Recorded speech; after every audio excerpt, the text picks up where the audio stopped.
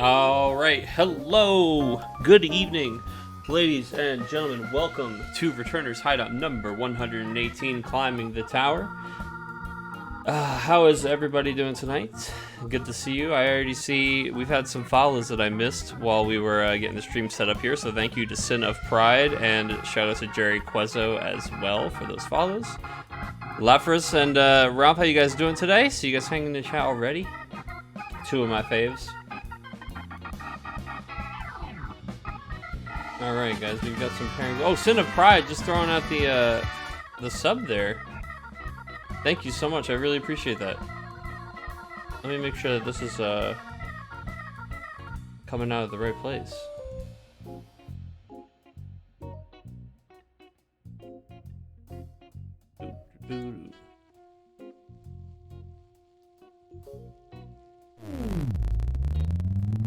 Oh my goodness, dude. Hold on. I'm just trying to figure out why. Did you guys hear the sound for these? I don't think it's playing the sound on the alert boxes.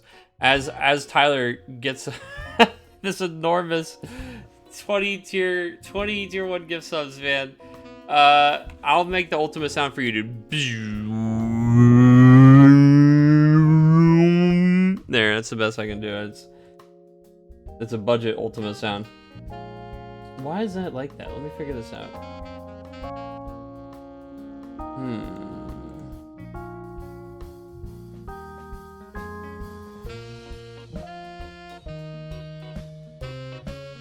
Well, maybe that's a later problem. But thank you so much, Tyler. Really, that's I see you getting us up there to 420 gift subs. Very nice.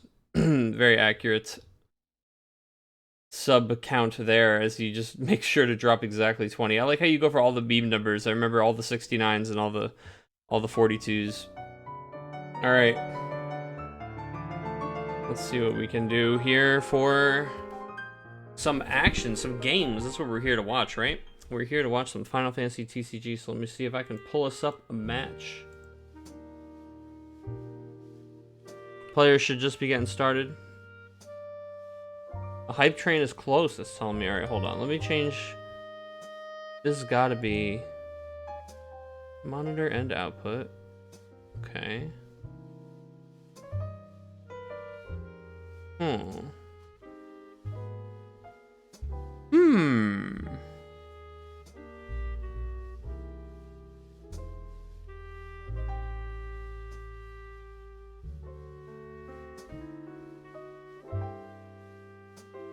Alright, I'm gonna test this real quick. Oh, I didn't hear it. I see it, but I don't hear it. Very interesting. Oh, entertainment. Thank you very much. An anonymous gifter has gifted 5 subs. Very cool. Thank you so much, anonymous gifter.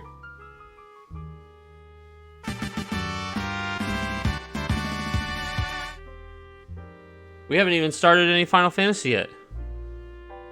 I'm just trying to figure out why this is I don't get it. It has the options on there. Why would this give me an issue just this week, huh? Very strange. But it's a later problem. Thank you, Joe, the Fancy Thief.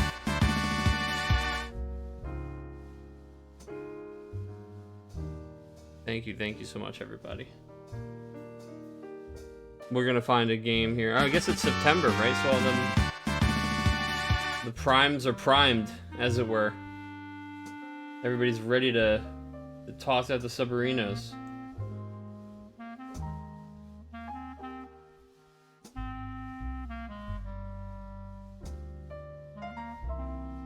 $690 gil and 420 subs. Dude, you only have 690?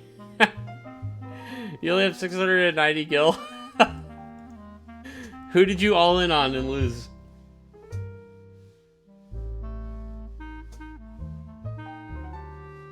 Joe loses it for you? Dude, he wins so much, though. Alright, guys. Where are we gonna go first? Let's see. Let me take a peek. I'm gonna throw a dart, and we're gonna land on, I think, table 3. Oh, no. Table 3 might not be here yet.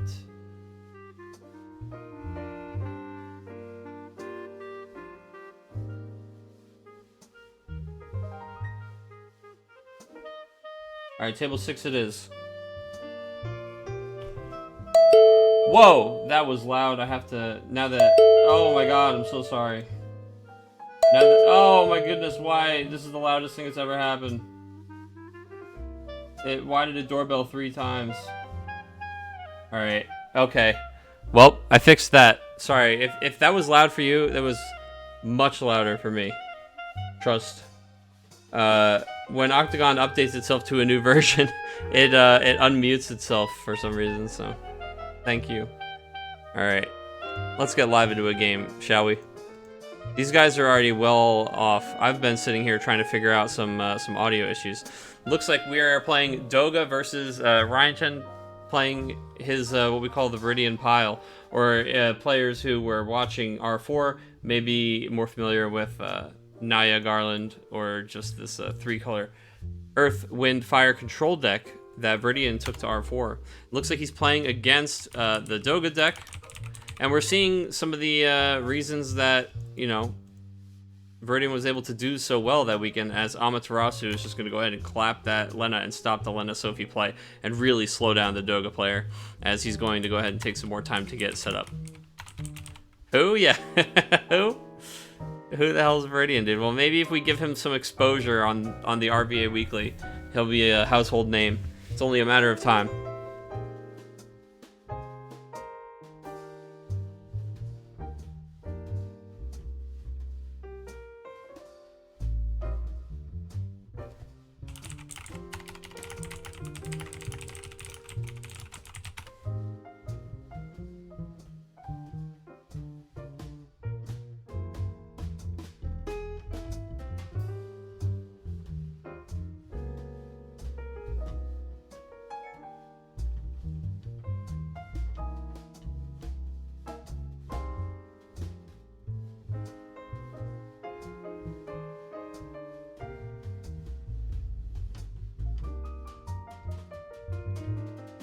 Napkin Principal did brand new player.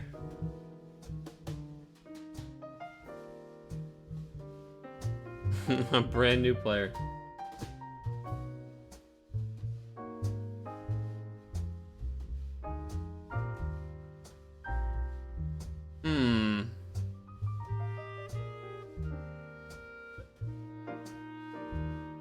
Curious and curiouser, team.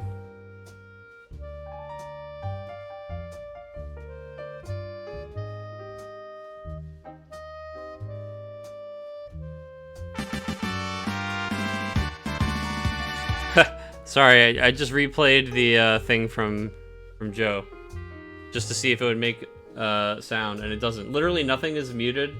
Whatever. This is I'm not restarting the stream to solve it.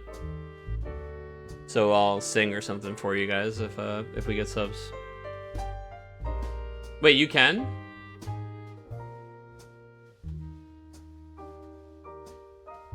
You guys hear the victory fanfare? That's so strange. Alright, well that's fine then. I don't need to hear it. Loud and clear. Actually, I probably made it louder on you guys then. Sorry. I'll put it back to where it was before. For some reason, I mean, I even have monitor on, but it's just not coming through here at all. Oh well. As long as you hear it. I guess I'm trying to solve a problem that doesn't exist. So never mind me. Alright, so Susano is going to come down here. Let's get back into the game. Susano doing what Susan does best and is trying to clean up the board. And really, this is where these Doga decks struggle, right? Is whenever, you know, basically, if they have an answer, if people have anything to do about the Doga aggression, right? If you want to go ahead and you can wipe the board with Shantoto, Susano. You can stop the enter abilities with Amaterasu. You can kind of cancel the what's the word I'm looking for? The benefit of some of the abilities, I guess, by misdragoning. So there's like especially decks like Viridian's right here, or Napkin Principles, or Ryan's, or whatever the hell he wants us to call him these days. He's gonna have kind of all those answers packed in one, so he's always got something to do about what you want to do. Well, Kukulane gonna go ahead and flip onto Susano there. And I agree, Tyler. I'm surprised we didn't attack. Maybe we forgot the Susan has haste? I don't know. Maybe he was just in a position where, like, it wasn't actually safe to attack because certain bursts could really walk him that far back. And he was just playing it safe, which is fair too. One of the few ways that a deck like the Doga can crawl back into the game is by getting those swings on advantage of something like, you know, the burst there. Wants to be maybe a little more established before he goes swinging. Gonna go ahead and drop that Ishtola as well. I think this is an interesting card. So this is a card that basically people always wrote off because the Ishtolas were always like a mandatory card. But now that we don't see the Legend Ishtola in every list as much, I'm starting to like this, especially as, you know, people are playing cards like Fenrir and attacking backups, and there's basically nothing being done to prevent that. I mean, here and there you see some little techs. I do really like this Ishtola though.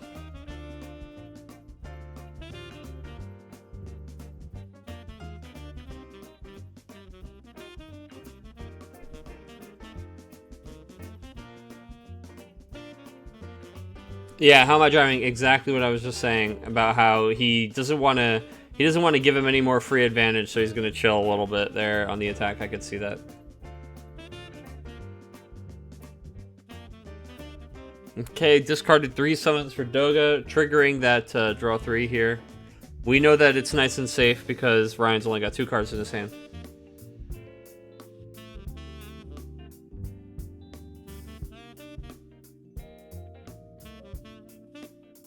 The old Ryan versus Brian, huh?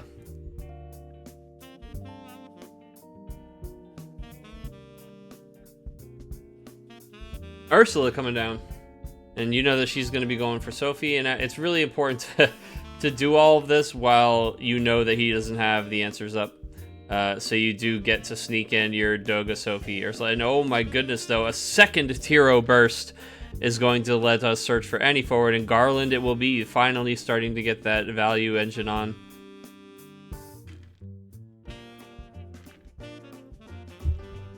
I just want everybody to know at home that when I was playing in my League of Light match for round 2 yesterday, that I attacked my opponent with 3 forwards, and they were all EX bursts, and then I passed the turn with Sophie, and then it was another burst. So that was that felt great. Dude, my opponent started their turn with 9 cards in their hand, and they tutored 3 of them.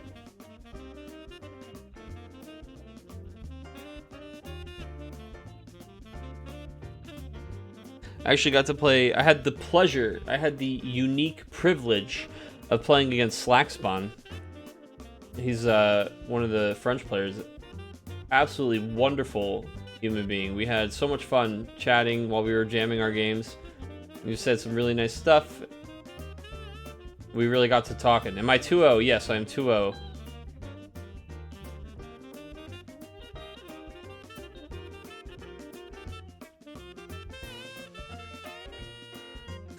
Jeff in chat saying playing against Ryan is suffering. It can confirm. It's its own, you know, special circle of hell.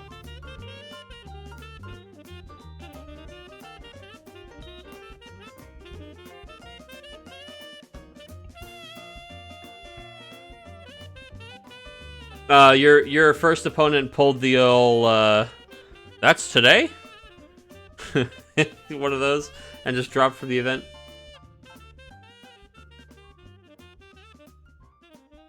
I've had 2 really good matches that were very close. They both went to game 3, and they were just really awesome players that I was happy to get a chance to jam a game against. All right, so here we do the thing again. And even though we watched him cancel the first Lena, right? What we see here, oh my god. The 3rd Tiro EX burst. Wow. That's kind of silly. Oh my god, all 3 Tiros into damage.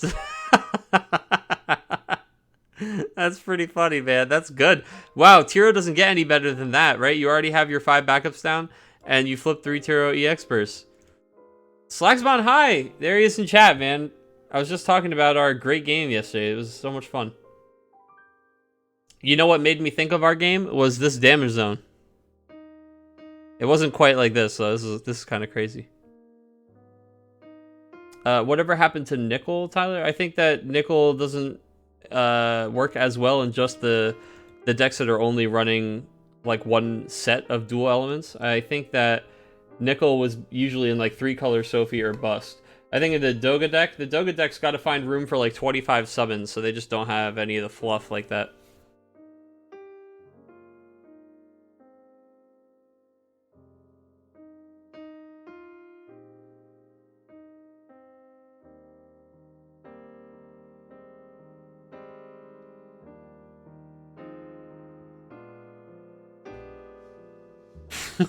Where can you sub to Patreon to burst like a champ like that?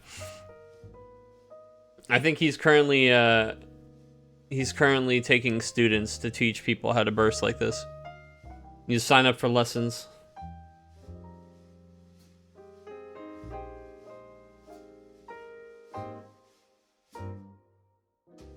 It was an amazing game, man. It really was. All right, Zidane is going to come down here. And we get to take a look at the hand. He's got just Kuseth and Leviathan. And, man, this is really the...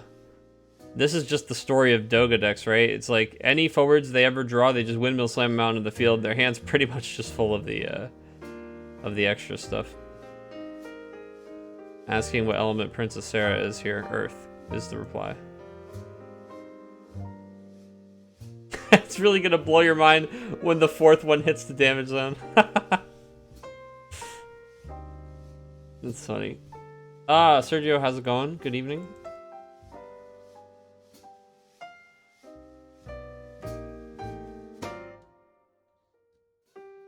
This guy's hacking Octagon, right? Yeah, maybe. We did have Brian tell us to watch out for funny business. Is this what's going on here?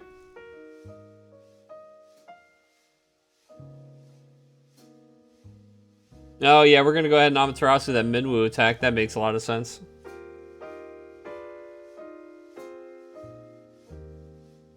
Yep, before you declare summon, he says. And he is going to go ahead and Amaterasu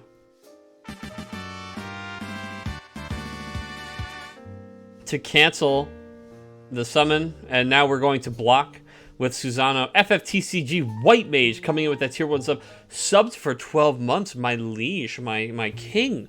A year. Thank you so much. I really appreciate that, man. That's incredible.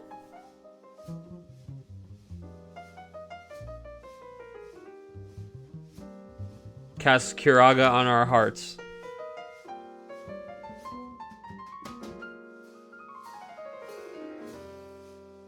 Cure Series season just started like yesterday, right? We've got some awesome Cure Series action for people to check out.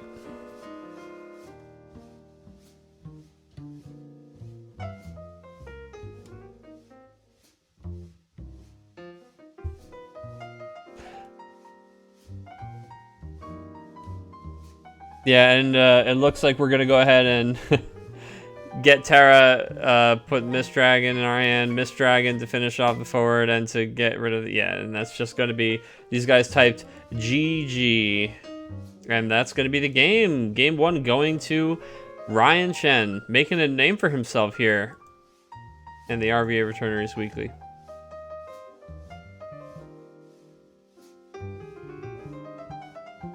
All right.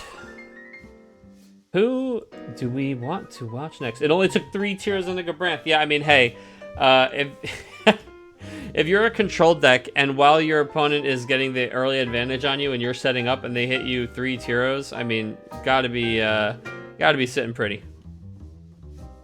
That's for sure. I have an unread.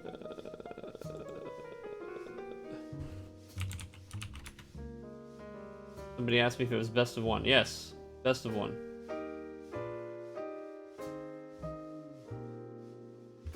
That's the Doga counter, just burst 3 tiros. Yeah, I think really, I mean, like, of course, the experts helped him immensely with card advantage, but just to talk about some things that he did there that you can actually plan for that were good against Doga. The Amaterasus are key, the Mist Dragons are important. The fact that he runs both of them is really big.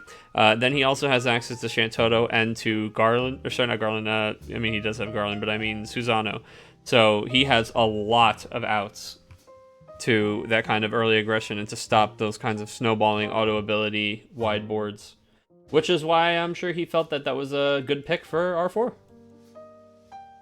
You know, I think that most of the players in the top who were playing any kind of control type lists, they basically planned for that, right?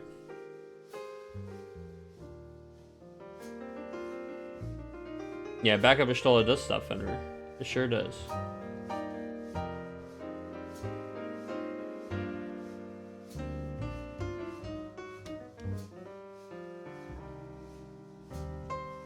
It's a pretty big deal that it cancels the effect. It doesn't just protect the target.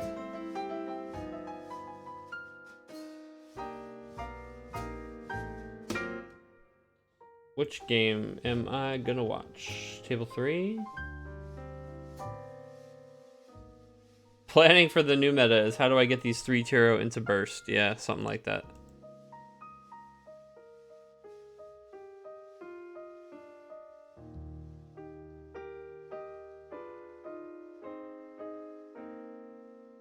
Yeah, just run 3. That's fine.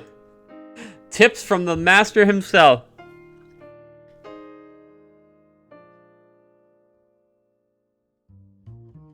This is cool. Is this a mono win that we're looking at down here?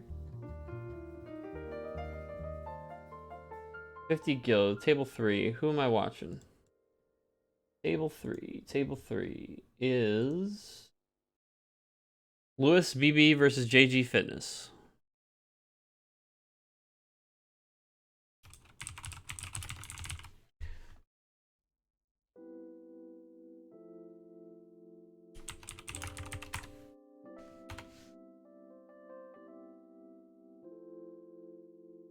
There we go.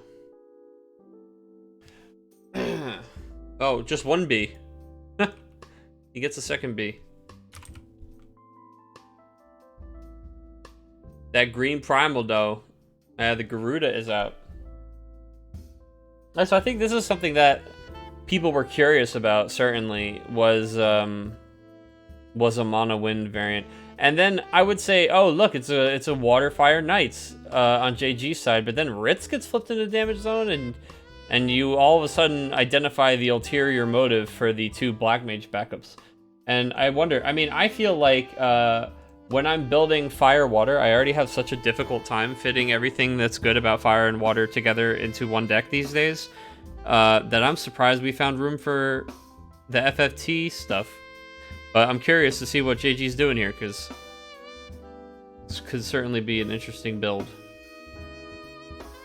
Is Storm mono win now, or is it another deck in and of itself? So I will say that the exact version of like what people first started calling Storm in this game, which was like the Ice, Wind, Earth, like just abusing lock stuff, in that deck, whatever the most modern variant of that is, I don't think people have quite settled on a list yet, but I would imagine that people would just call anything that kind of had that, basically any card that gave you a payoff for playing multiple cards at one turn, people would probably refer to as Storm these days, honestly. So I guess maybe something more like what Okamoto played in the R4 day 2. Tyler, yes, Knights have been strong in the past for sure, and I do think that Firewater is actually decent right now. Garland was the missing piece for Gawain, that's for sure.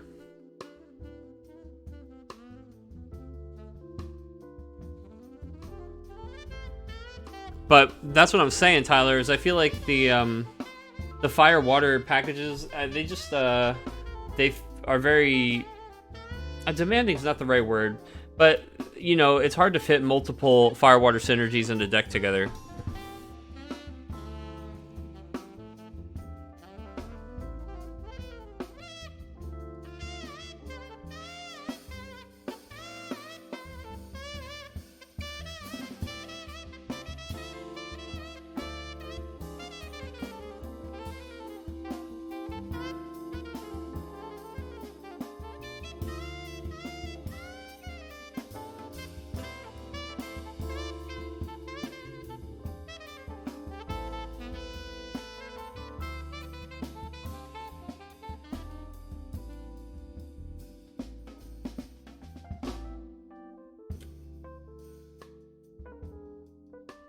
Oh, you know what, guys? We don't even have predictions up for this round yet.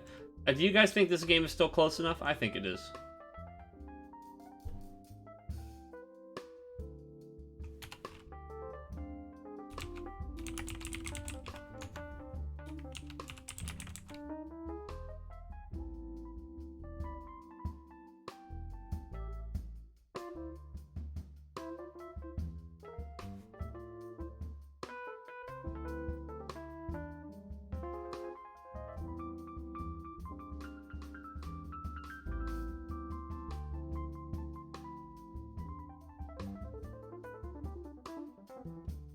How's North Carolina? It's good, man. We've it's been a lot of fun so far. We put out a new episode of the RVA Returners podcast today, if anybody was unaware.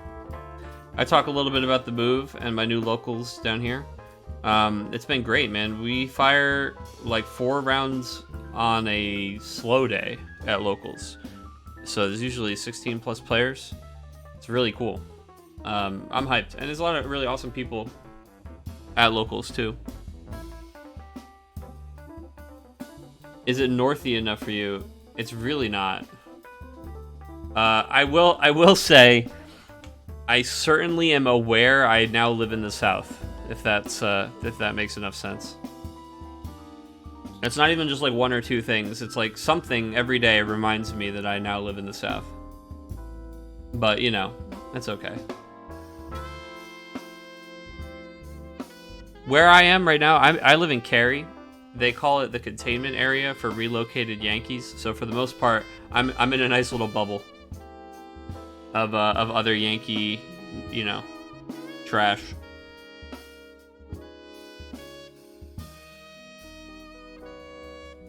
And it certainly has been hot. It has been hot, hot, hot. But I will take it because at home, I did not have central air. So I was sitting in my room bringing this stream to you guys. Sometimes, like, just absolutely sweating, dude. With like, just like basketball shorts on, just sitting there, just dying.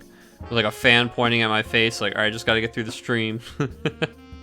And now I sit in the nice, beautiful central air, nice conditioning. I am comfortable and happy.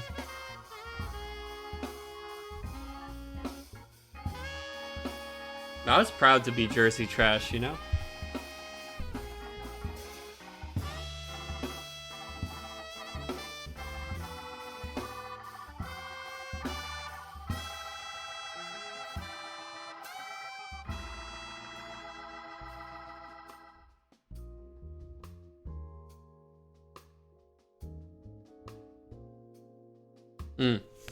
So let's talk a little bit about the, well, I was gonna say the mono win deck. I mean, right now, obviously,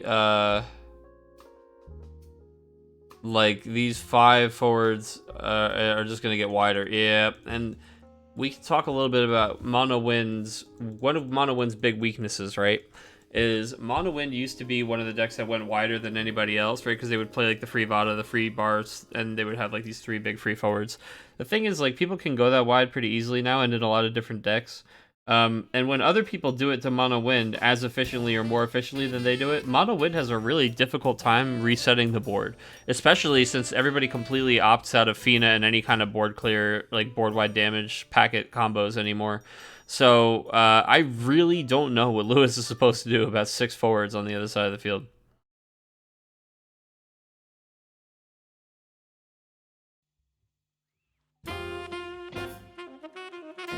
Oh, it's a little bit low. Typhon is neat. Yeah, dude, Typhon's sick. I had to pit you against the player that literally taught you to play. Oh, I'm sorry. Hey, you know, random is random.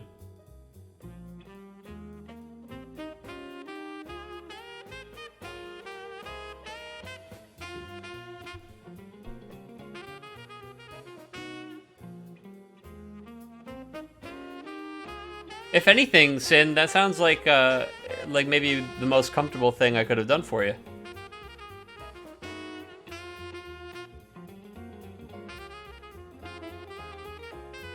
I now come in regular contact with individuals who can point at one girl and say, either that's my ex or that's my cousin, and both statements be correct. Oh, no, nothing like that. No, nothing like that.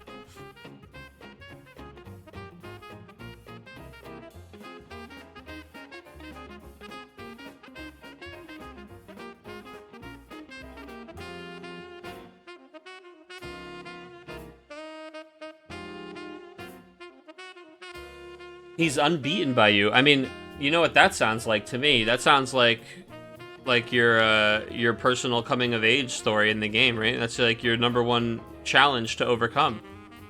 You got to get a W on your belt.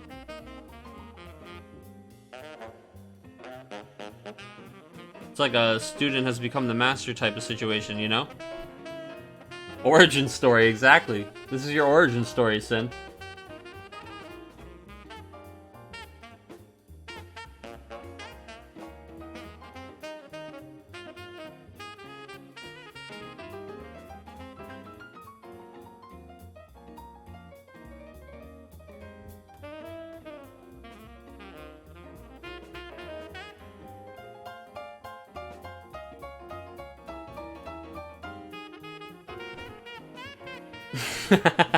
We want to know everything. There you go. Sergio's got the right mindset. One day Sin will say, I can't believe I used to lose to that guy.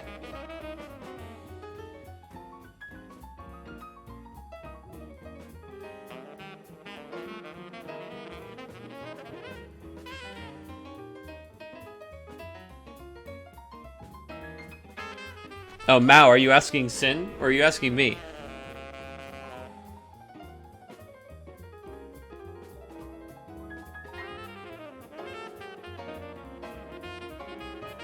My origin story is well documented.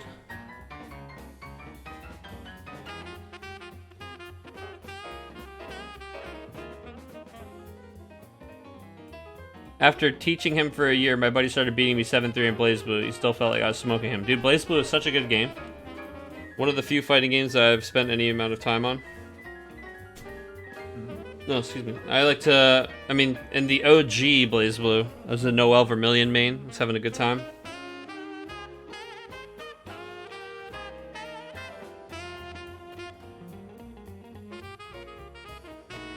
Rebel 1. The wheel of fate is turning.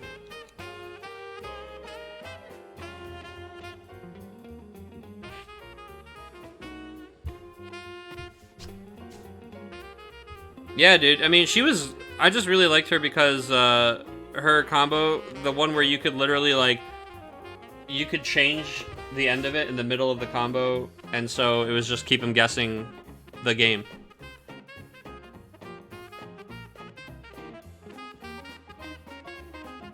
My friend at the time was a new 13 main, so he would just... he would be trying to zone me, and I would just be trying to get all up in there. And usually it would be like, if I ever could get all up in there, I could just wreck him. But sometimes he would just kill me from afar.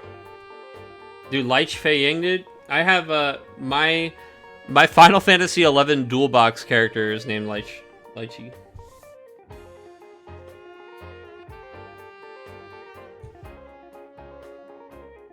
Wow, things. All right, so earlier we talked about how Wind was going to have a difficult time actually doing something about all those forwards, and well, they kind of are. But now what they've done is they've just played a shitload more characters, and I think this is exactly what people want the new Mono Wind to look like, right? We got Rosa down, and because Bartz and Vada were free, we were able to easily get to the 5th cast for Rosa, and we were able to flip a character off the top of the deck. And you know, if you were me, you would flip one of the 11 unique named characters that you have in play, because you have so many goddamn unique named characters in play that what are the chances that you're going to flip something usable? But high enough is the answer, as Bismarck is the free card that we play for Lewis, and that is a gross amount of advantage. Goodness, I hope people bet on both sides of the aisle on this one, because I have no idea how this game is going to end. A minute ago, I was sitting here feeling bad for anybody who didn't bet for JG, and now, I don't know. I mean, it does help a lot that JG has already got his opponent on the ropes, damage-wise. And also, Stern is annoying, but Stern, I don't think, is going to do enough by himself here. Not quite enough. Close.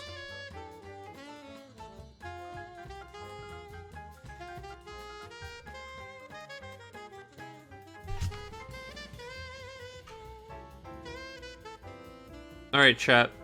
You guys get to decide. Do I want vanilla Coke, cheer wine, or Dr. Pepper cream soda?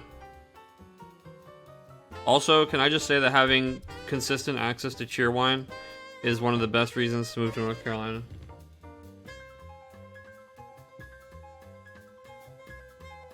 Alright, we got one for vanilla Coke, we got one for cheer wine.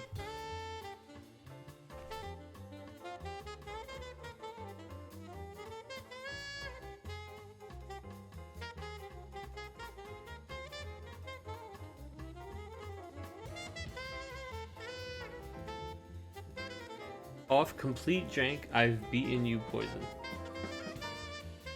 Oh, Ralph, I'm hydrating, brother.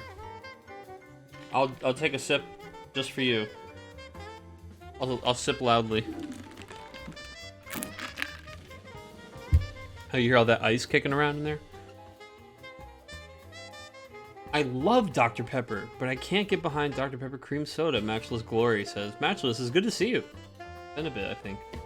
I feel you there, that it's not a replacement for me, right? Like, Dr. Pepper is still delicious and very much its own thing. And Dr. Pepper is one of my favorites, and Dr. Pepper cream soda isn't one of my favorites, like, to the same degree, but I do really enjoy it as its own thing.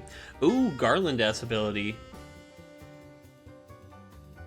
Alright, guys, I imagine the stack's gonna get a little wonky here, because I'm sure that S ability is targeted right at Stern Leonis, right? So Garland-S is right? We get to choose a forward and break it, and then our opponent chooses a backup, puts it in the break zone. And yeah, this is definitely about to be a big-ass stack.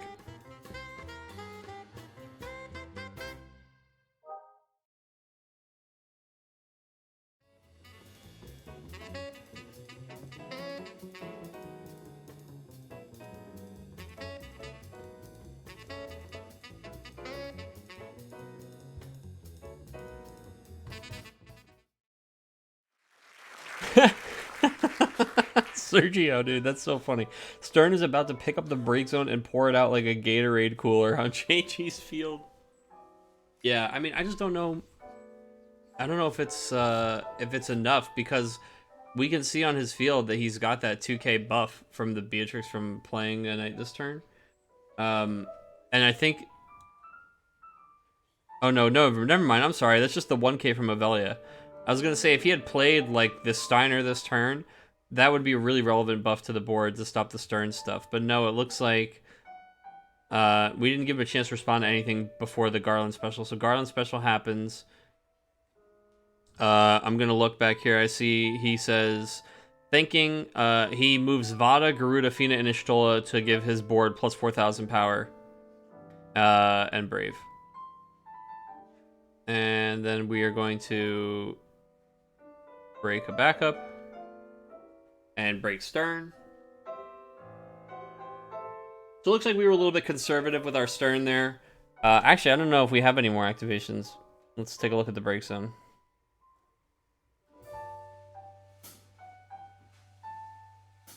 No, until Stern went, we only had one activation, 1.5 activations, so we just chose to buff the board. We actually didn't have enough to, the cooler was empty.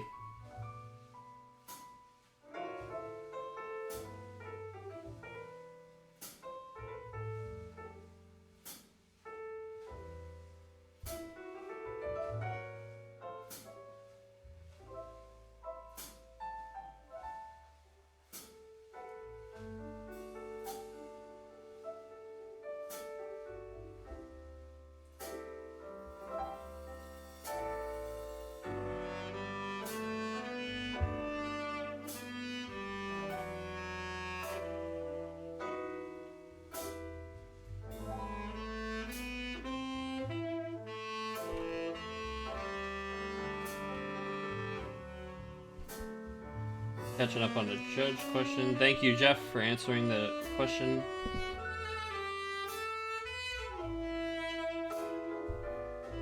And let's go ahead and get some of the results in while these guys figure this out here.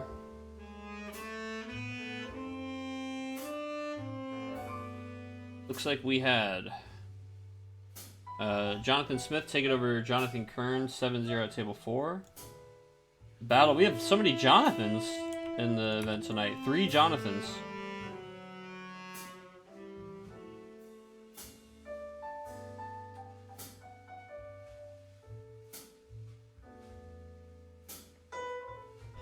Dude, Viridian, you're killing me. Are you kidding me? Are you kidding me? Ryan, the way that you reported your match, are you trolling me? Dude, you... It says table 5. You weren't at table 5. You didn't put any of the damage.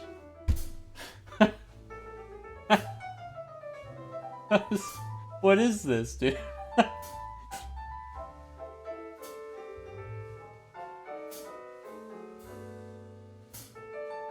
Does anybody remember the damage from Ryan's game? Jesus. My favorite part is that he just made up a table. I guess we were at table, what, like 5? 5 sounds good.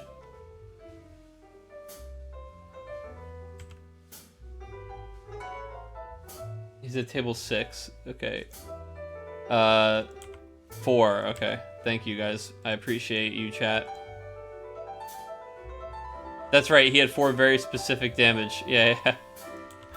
The Tyros. All the Tyro. That's right. It makes it easier to remember when that's the damage, huh?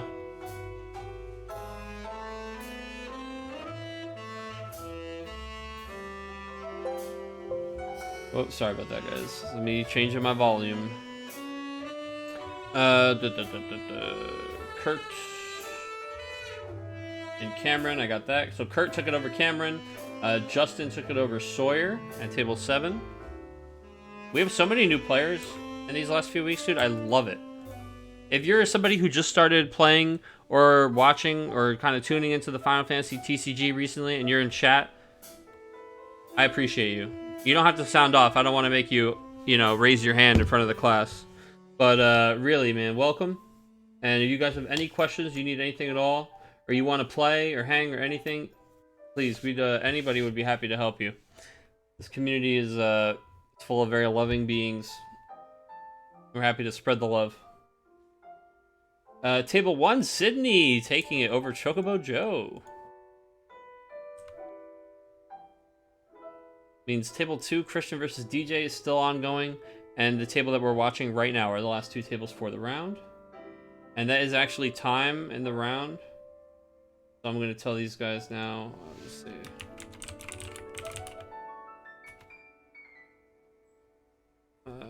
Time in round, guys. T0.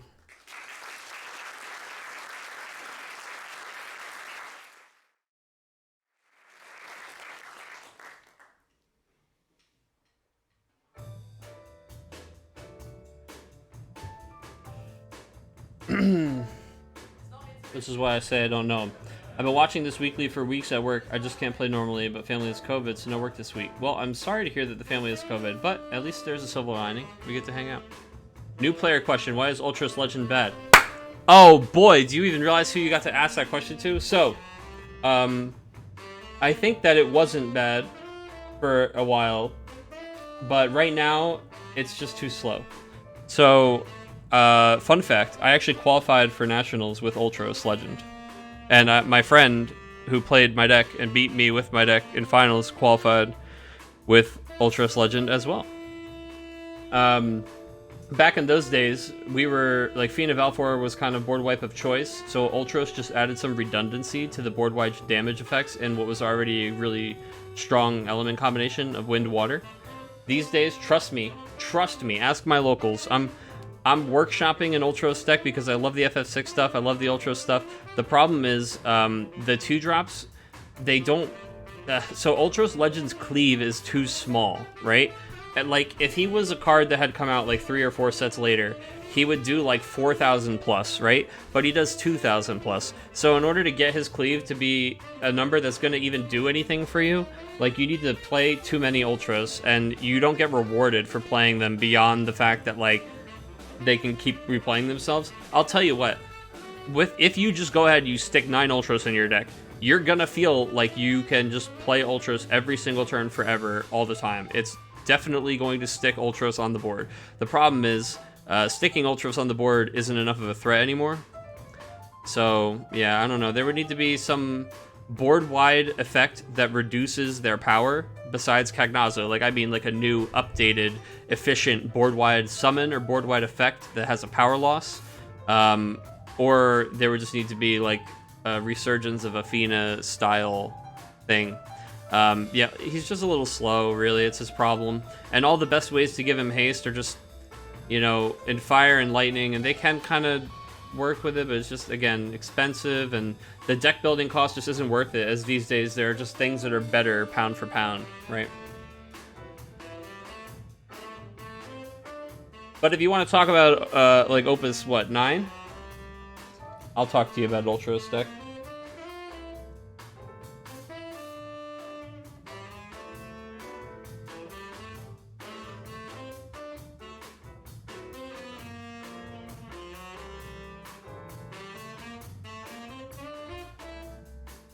I don't know about that. That's, maybe.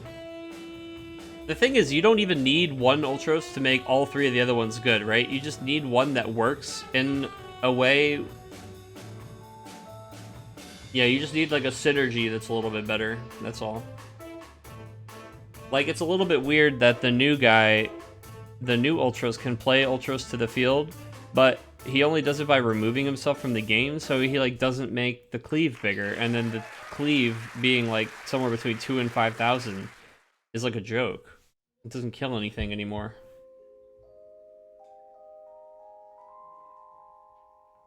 It's actually pretty frustrating that new Ultros is in a different category, but what's most frustrating to me is that Chupon is in the game, and Chupon is a really good card, and they put him in friggin' Wind as a Final Fantasy 13 character. It's not that he shouldn't be Wind, it's just that he's a Final Fantasy 13 character, and it's very frustrating. I really want there to be more Wind Final Fantasy 6 characters, just for Gestalt synergies. Like, all he can search for is Death Gaze. Oh, sorry, Typhon. This character is Chupon in Super Nintendo. Mr. Chupon.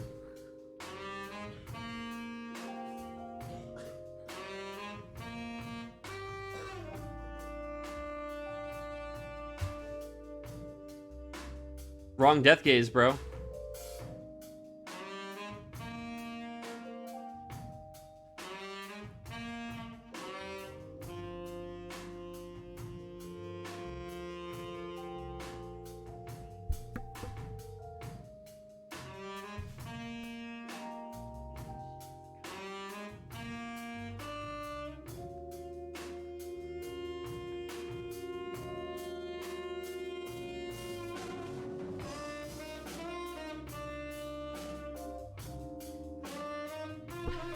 Oh, we're hydrating. We're hydrating, sir.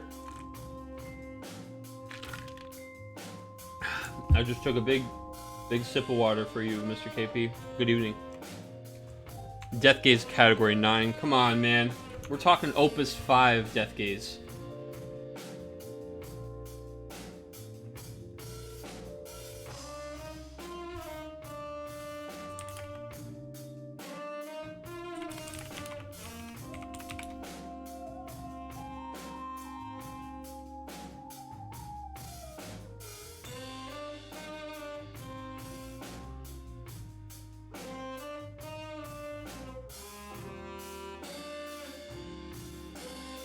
Sid can only search out Lock for Wind. I know, that's why I'm saying I wish that these other guys that were 6 in Wind were like, well, were actually category 6 or were forwards, but you know.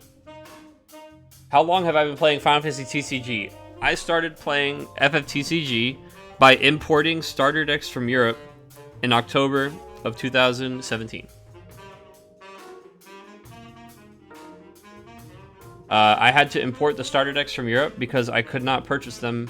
I could not find anywhere that they were for sale in the United States. I then sleeved up the cards from the starter decks, and I convinced my friends to try it with me. And they said, okay, let's do it. Let's buy a case, because that's how we got into games. You know, we're pretty serial. And,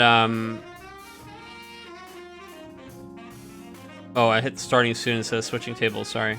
And then, yeah, basically, we couldn't buy boxes anywhere. Like, no store could sell us boxes. We couldn't buy cases. We couldn't buy product on Amazon or online or on any websites or at any LGS. And so they basically all said, okay, well, then I guess we're not going to play this game. And most of them never tried it again. That was it. I think that happened a lot back then, was that players like were willing to give it a shot, and it was pretty bad at like helping you play it. It was like, but you know, I'm a nut, so I was really interested in it, but I couldn't get any cards, and I was like, okay, well, I was a little bit dejected, and I was ready to like give up on playing. And then I went to New York Comic-Con in 2017 in October, and Square Enix had a booth, and they were running drafts for Opus 3, which was the newest Opus at the time. And I was like, wow, these are packs of cards. I literally have never seen packs of cards for Final Fantasy for sale. So I had all these plans for what I was going to do for the day. And I was like, actually, guys, go do all that stuff without me. I'm just going to sit right here, and I'm going to play Final Fantasy TCG. And I spent my entire day at New York Comic Con talking to the staff and playing FFTCG. And I kept asking them all these rules questions during the event, and they were getting very frustrated with me because they didn't have anybody who knew any of the rules there. Because at the same exact day, at the same exact time, the Petite Cup in New York City was happening, and that's where RB was. So, like, it was the one day that they weren't at New York Comic Con. So I kept asking them rules questions, and I would hold up the whole tournament by like 10 minutes every time. It's kind of funny.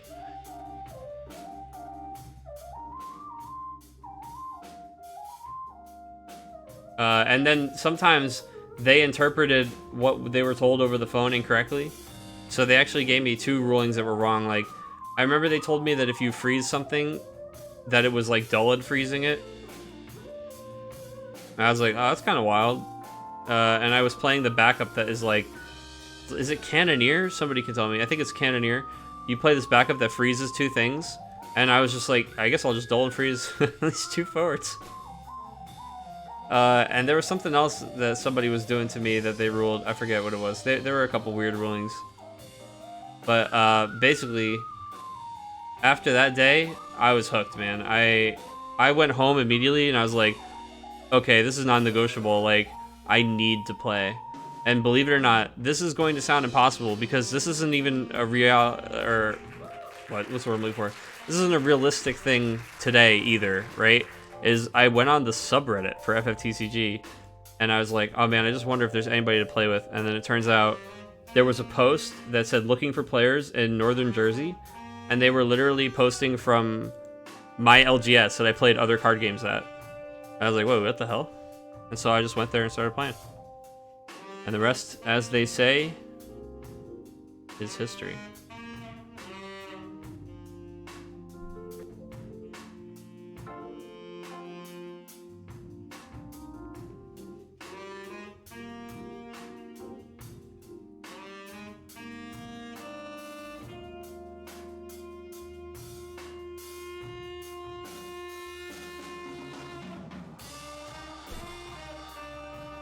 Is that Opus 3 Cannoneer I heard being mentioned? Yeah, absolutely. 100%.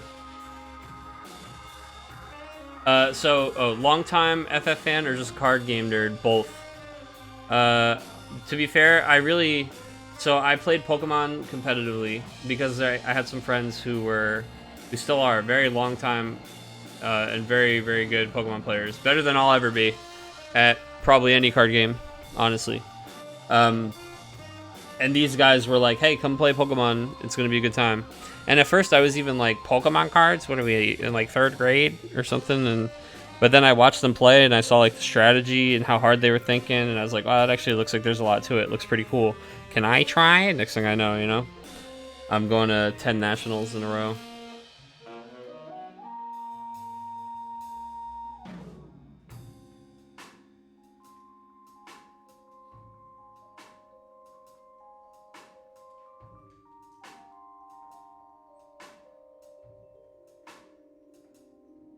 Yeah, only 10.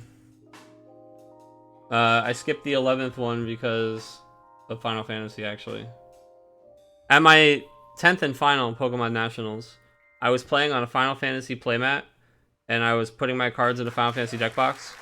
And after every round, I asked my opponent if they would like to learn how to play the Final Fantasy trading card game. That's a true story.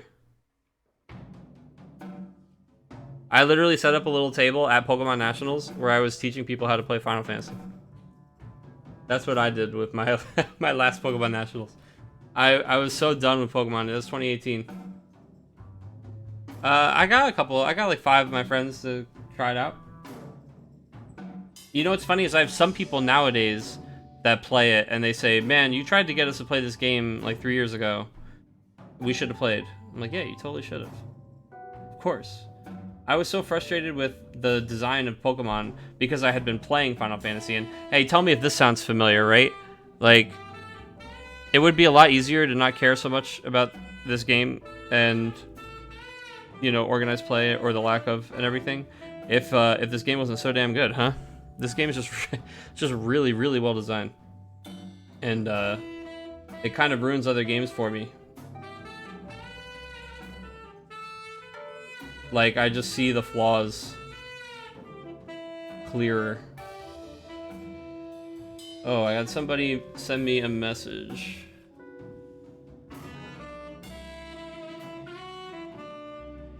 They can't keep going, they've got to drop. Alright, I don't know who everybody's name is, so hold on.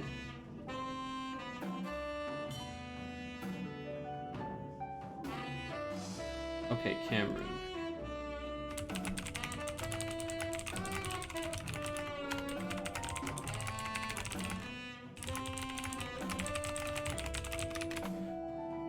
Oh, and I have to do payouts, huh, guys? Look at this. We got it going on the origin story. Prediction outcome. JG got that one. Oh, everybody was voting on Knights. It almost didn't look like it was going to be.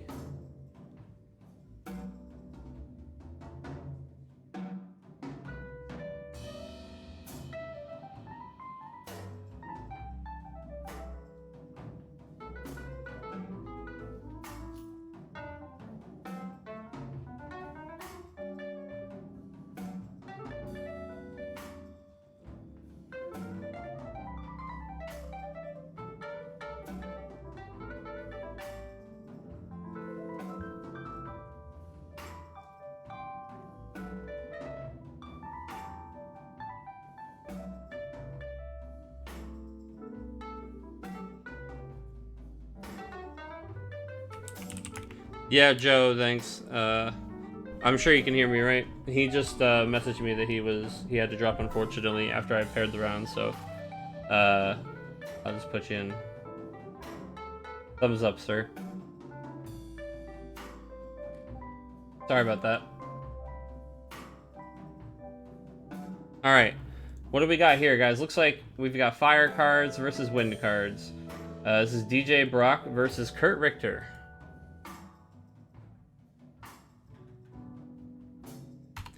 That was a good AMA, Sin. I appreciate that.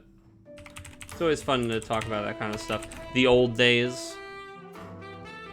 How you get to where you're at, you know? Or what made us fall in love with the game, you know? I'll tell you what. So, this game attracts 2 kinds of people.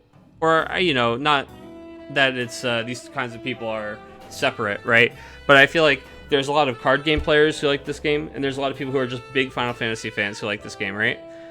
So, the players who like this game who aren't big card game players, like, there's a lot of them, right? Or a lot of people who this is their first card game. So when I was sitting there doing the draft at New York Comic Con, my opponents were just, like, passing me foil legends. Because they just don't know, like, people just don't know what's up. Or just legend cards. And I was looking at the bottom of the card because I know card games, so I know, like, okay, well, let's check the rarity. I don't know what the rarities are in this game, but let me check the rarities on these cards. And I'm like, okay, well, I see this card says L, and it's Garnet, and I'm like, well, it can't mean, like, less rare, or, like, loser rare. There's got to be legendary, or something like that, right? So I take that. And then the next pack comes around, and there's another foil L in there, and it's Ramza, and I go, okay. I mean, again, it seems like, you know, this is a main character and it's got an L at the bottom. And I have these starter decks and I only know about the C's and R's and S's. So I guess I'm gonna take this one too, and then the next pack comes around and there's a Kuja in there with an L on the bottom. And I'm like, okay, at this point, like, am I wrong? Right? Like, am I am I doing something wrong? Am I not taking the good card? No, it turns out not, you know. People just don't know what they're looking at. Probably just taking their favorite characters and stuff like that, you know? But yeah, I'll tell you, that's a way to get somebody hooked on a game real fast. Have sit down for a draft when they can't even buy cards at the store, and now it's like, oh my god, I need it. I need it. Shinryu coming down. Is this just a mono fire with a Shinryu pack? It looks like it's a samurai that has its own Shinryu. Very interesting from Kurt here. And it looks like, yeah, maybe Okamoto's deck or something very similar. One of those Storm-esque decks that we're looking at here on DJ's side.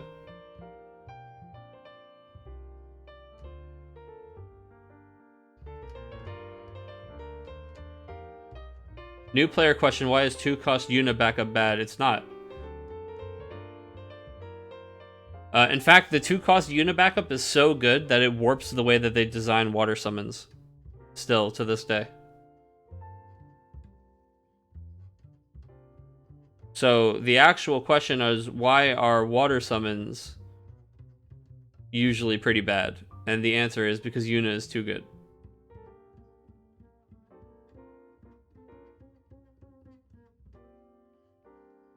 Yeah, 2-cost Yuna backup. I don't know if I've ever heard anybody call that bad.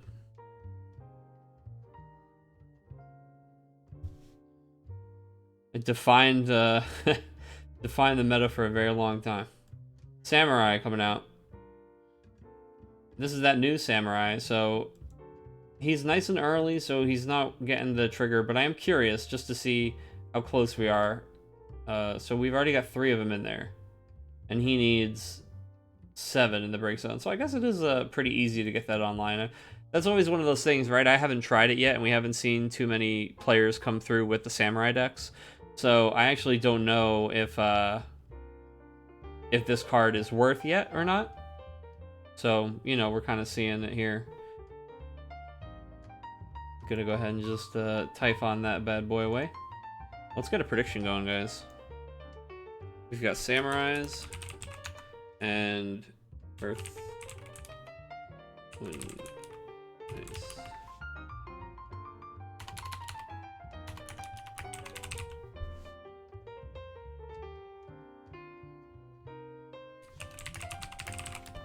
Alright guys, who will win? Predictions going up. 1 minute. 1 minute prediction. Prinny, I got a loser rare. Yeah, I'm like, what could L mean, dude? It must mean, like, legendary. Like, the only word I can actually think.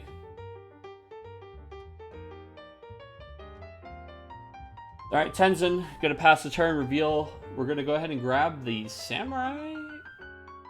Very curious that we didn't grab Cyan. That's a huge tell. I think that, so... man, I don't know. Maybe he's playing a Cyan right now. I really hope we're not holding one, though. Ooh. Ooh. Alright, so... if we have Cyan in our hand and we didn't grab that Cyan because we're like, I have one in my hand already. If our opponent just plays Zidane right now, we're so screwed. I really like grabbing the other Cyan, even if we have a Cyan in our hand, just because A, Cyan's that important, and B, our opponent now knows, like, oh man, I can grab that thing out of his hand. Not taking the Cyan's a pretty big tell. I mean, maybe it's not in your hand, but in that case, you know, you're already in a pretty bad spot, so... I think you just grab it, because then if he Zidanes you trying to get rid of it, you have 2 of them there.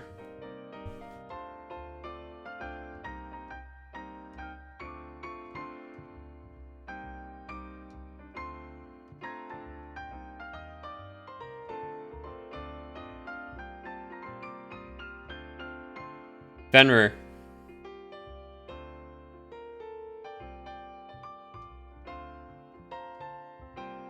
Why is 5 CP unit bad? So 5 CP unit bad is because Fenrir right now, but really 5 CP unit is she's less good because she's very expensive and she just returns the forward to their hand, and the game for about the past 2 years has revolved pretty heavily around cards that have effects that when they enter the battlefield, like auto abilities when they enter the field.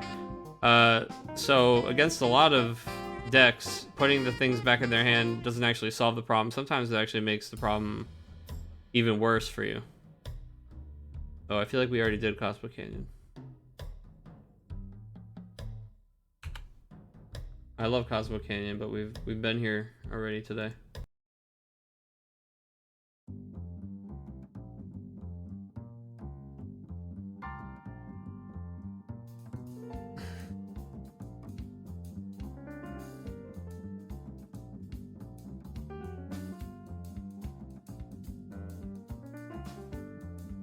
So yeah, really, it's just that she's slow and she's not as safe as she used to be. Yeah. I mean, so think about it this way, right? It used to work like you had Yuna and you bounced their thing back to their hand, and then you had all these Chaos Walkers, right? And if they did any, you could use Chaos Walker the wheel, and oh my god, remove your guy from the game for only 3 CP, it's so strong. And oh my god, wow, as if on cue, dude. I was about to say there was only one card that really punished you for that, and it was this 3 CP Hecaton Share, right? It's right here. This card right here from Opus 1. This is the only card that ever really punished that, because what happens is you go Chaos Walker, and they go, okay, in response, Hecaton Share your Yuna, then they let Chaos Walker resolve, right? And then they get to play whatever the hell they want from their hand for free. And back in Opus 1, playing whatever you want from your hand for free was pretty good, but it wasn't nearly as scary as it is now. Are you kidding me? Imagine, if you will, you're playing against monks, and you've got your Yuna down, and you've got your, you've got your Chaos Walker the wheel. First of all, let's look at your monks' targets, right?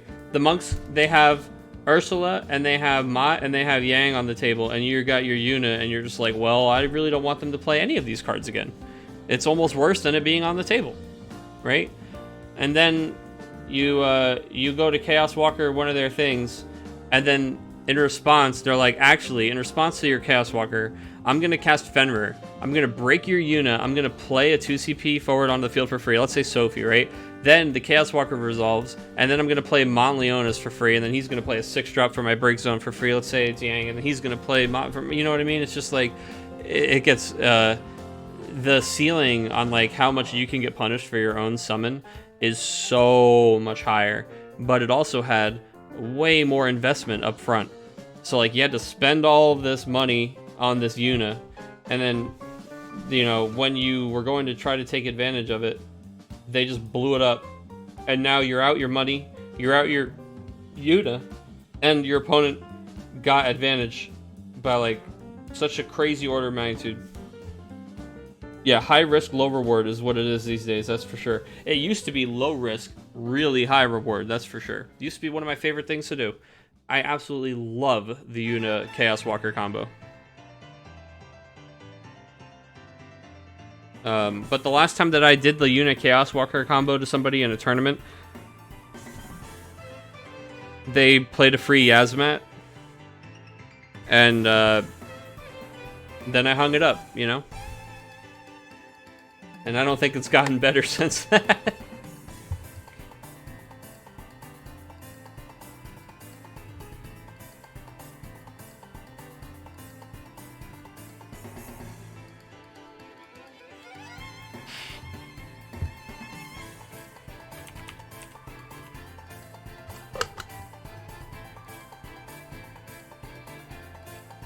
No problem, man. I'm happy to answer these questions.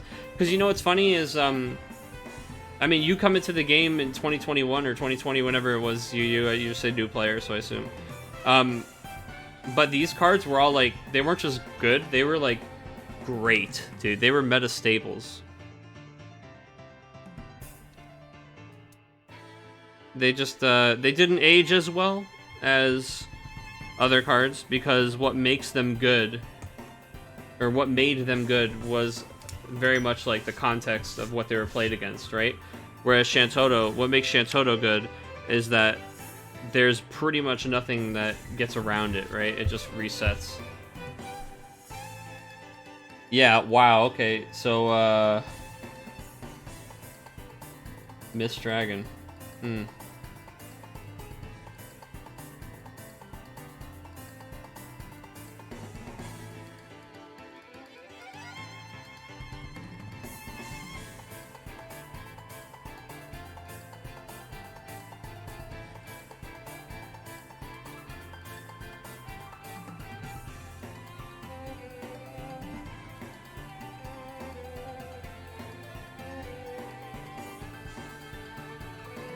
He said, what's your target? But I didn't see what he was casting. He must have just dragged something from his hand.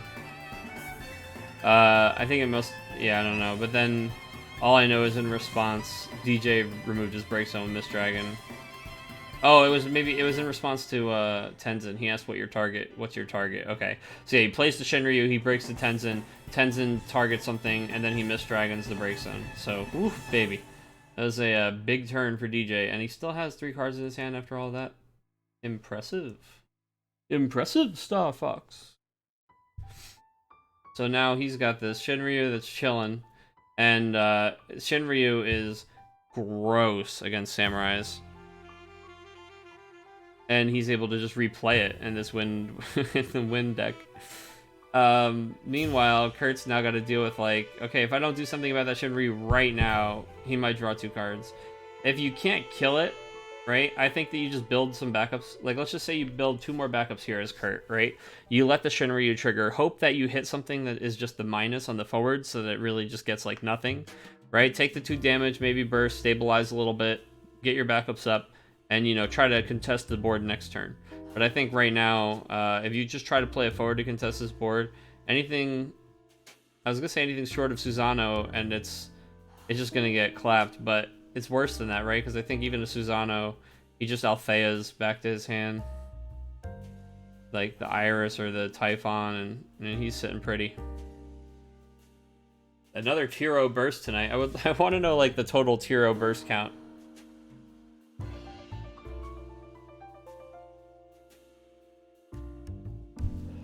Let me go ahead and get some of the results in from the other tables, guys. Looks like we have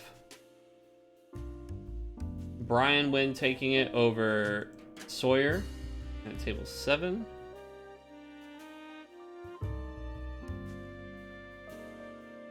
We have Jonathan Kern taking it over Louis Beebe at table 6. 7-1. At table 5, we had Joe take that one because unfortunately Cameron had to run. At table 4, we had Justin take it over Jeff. Oh no, Jeff, what happened? The 7-0? These angry gamers, are these aggro gamers just out there just punching fast? Looks like Sydney's reporting their game right now, so it's just table 1 and table 2 that we've got our eyes on here.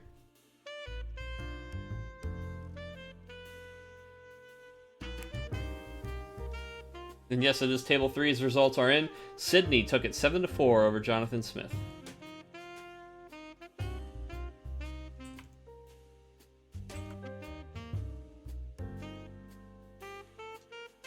That's big value. That's big value there.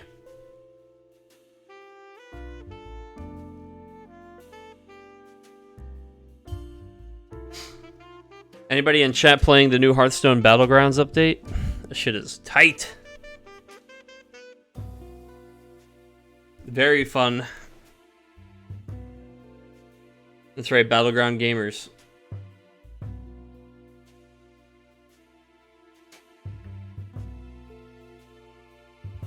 Got to get my rating back up. They did the old rating reset. I'm down to like 1,500.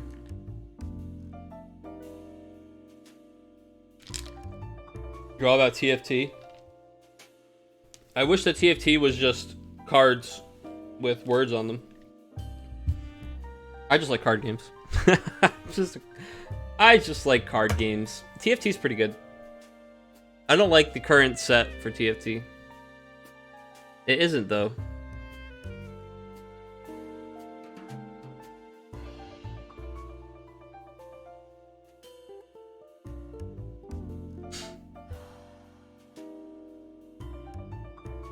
There's still definitely aspects of like, you know, the 3D game.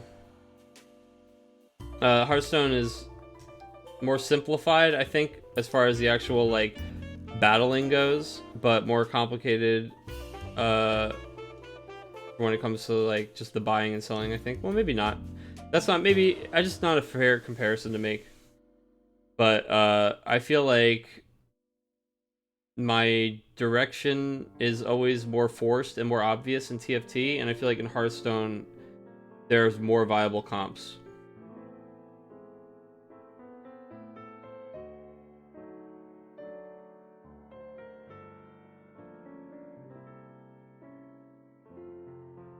That's a fair assessment, sir. Yeah, I mean, they're like draft simulators, right? Like I just want to draft over and over again, and then the battle phase is basically just like me getting graded on how well I drafted. It's like instant feedback.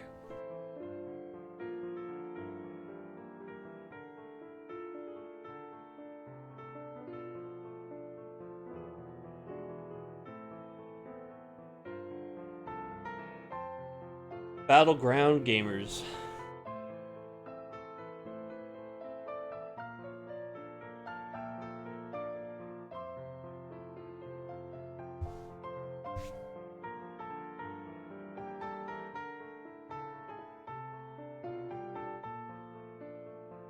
I gotta play. You know what? I got distracted today from playing Battlegrounds by a Sega Saturn game. I was being an old school gamer today. Couldn't help myself. I'll be back on that ranked grind later though. Typhon dies and is RFG'd. Oh yeah, we're talking about the old Bahamut here.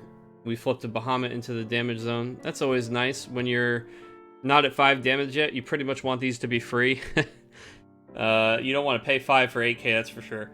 So we're going to go ahead and flip that and send Typhon right to the RFG. And I like that a lot because Typhon is probably the most appealing target for the Althea here. And being able to just solve that problem in a way that he can't respond and also remove it is actually really relevant. I think that worked out very nicely for Kurt there. He is going to be Beliasing Tenzin here. And DJ says that's good. I think we're going to be declaring a block on the Shinryu with the Belias Tenzin. He's now asking, yes, are you block? Yes, now we're declaring the block. And we're tapping. Dude, did I say Chupon again? I swear to God, I'm not even doing that on purpose. It's just in my head for, 25 years.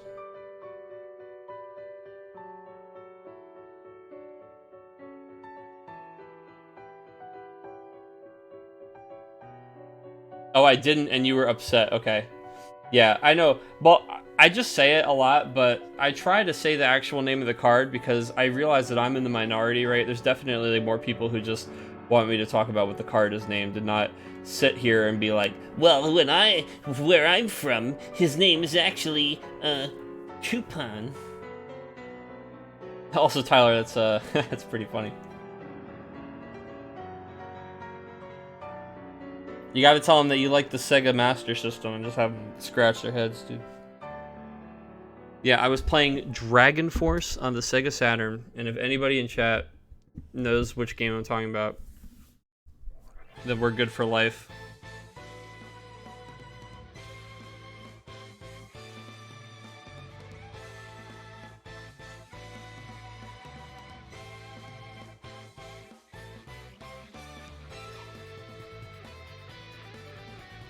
Imagine a game that's like, it's like Risk, where it's about just like sending generals to different castles and like you have to like manage sending your armies over and then you battle and like building resources and sending guys to conquer different like zones on a map. But they all are like, they're like just these generals that have special abilities, and when they get into a fight, they go onto like a 2D fighting game style screen where they both have like hit point bars, but instead of using fighting moves against each other, they send like units against each other, like a little army of units against each other, and they fight in this little like 1-minute battle where you can like change the tactics and stuff and use different special abilities and stuff like that, and different like units are good against different types of units. Yeah, and then you just have to like conquer the whole continent. You get all these different generals and all kinds of shit. It's just crazy good game. Very unique. Anyway, we're here for Final Fantasy trading card game. Tyler says, I've seen 2 Shinryus kill 2 Tenzins. The meta is good. Yeah, Shinryu certainly hard checks those samurai decks, that's for sure. Oh, baby, new Alua is about to show her stuff here, though. She's going to go ahead and threaten that Shinryu. She's going to attack. We're going to be pumping 3 cards into her attack here. And we're going to make her deal 9k to Shinryu. And she's actually coming in as 12k. We can decide if we want to return the Shinryu to our hand, and we just may. But honestly, I think it's fine. Just leave it out. Or, I mean, just let it go.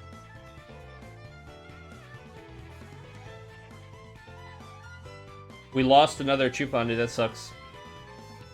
I don't think I played much on the Sega Saturn, Prinny says. Yeah, I think most people didn't. It's a pretty... one of the rare ones. Sega CD, Sega Saturn.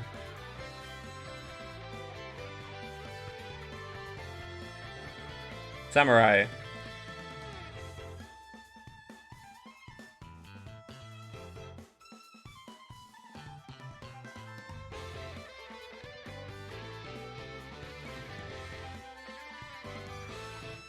My Dragon Shield custom sleeves came in today, guys. If anybody was thinking, if anyone was like considering whether or not it would work out well, or if they should do it, let me tell you, I am so impressed. Really, they came out really, really nice. Pretty much just exactly equal to the quality of any of their art sleeves. Maybe my only note is that I wish I could give them a black border instead of a white border, but otherwise, yeah, really, really cool. Like, I ordered a couple just to see, like how it looked, and just make sure things were kind of like all kosher with the sleeves came in, that they were all the same, that they looked really nice. And now that I see how they came, I like immediately want to go order more. Show us. Oh god, alright, hold on. I'll be right back.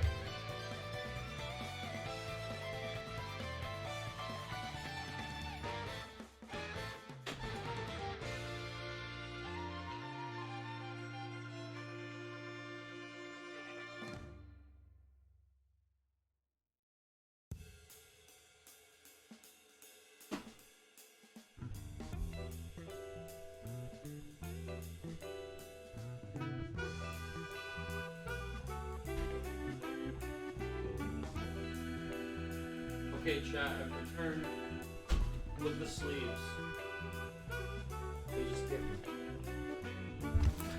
Ignore my awful, messy hair and room. I was trying to be low-key today, but you know what?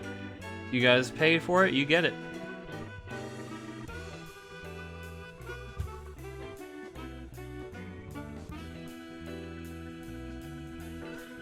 You know what? I bet I got a hat around here somewhere. There we go. Hat action.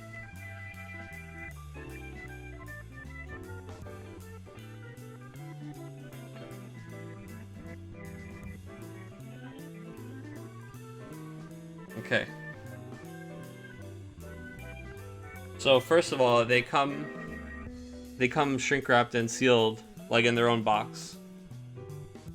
You know, so if you're the people out there who like to use these as like deck boxes, it has your art on the other side, which is pretty neat. Let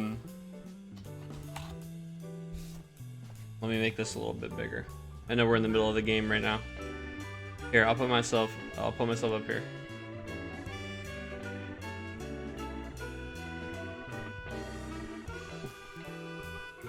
Alright. So, actually let me open these.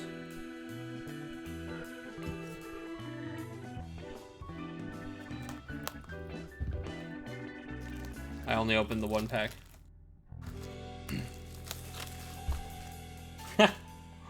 Why turn on off on a 30-minute cooldown? Let us fight. Because it's a lot of points, and I thought somebody would feel bad if they spent all those points and then somebody else said no. I'm sorry, it would have been funny for you to turn it off though. You're right. I agree that giving you that creative power would have been funnier. Alright guys, here are my sleeves that I definitely stole the art from. So I love Ryoma Ito. And Ryoma Ito drew this thank you, just as like a thanks players for playing Final Fantasy and Final Fantasy 12. And it's all the different Moogles from 12. So it's like Mont Blanc and Herdes down here, and No-No's up there with his little hat on. And so I got these. I love Ryoma's art, is amazing. So they give you 100. So these are my custom Mont Blanc Moogle sleeves. And see, they come on the box. It has like these are actually really nice. It's the most professional custom sleeve I've ever seen, that's for sure. I mean, because it's they're literally professional custom sleeves, but you know what I mean. All right, and the other ones, these are all. I know I went on the FF12 theme, and dude, I opened these and my roommate went, "You ordered custom sleeves, and you got the shittiest characters on them." But I knew I was gonna be building some 12 decks, and I honestly didn't want to put my favorite art on the ones I was like testing first because there were some things I wasn't sure about. But these are the other ones I got. So it's the Zodiac Age Final Fantasy 12, like it's like a Star Wars movie poster style, right? And I know there isn't like good light on these, and my camera's not focusing on them very well, but I promise it looks really nice. They look really good. Yeah. Yeah, I highly recommend it. They came in these little boxes, sealed, great condition, 100 sleeves. Prices, like, considering you're getting custom sleeves printed, the price wasn't so bad, but for sleeves is expensive. But yeah. And Dragon Shield made them, yeah. Just, they have the logo right on there.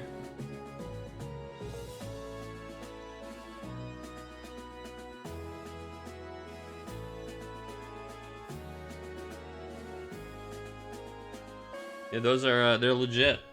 I can't wait to bring those out to on locals, and everybody's gonna be like, "Where the fuck do you get these from?" Also, chat, I landed on vanilla Coke.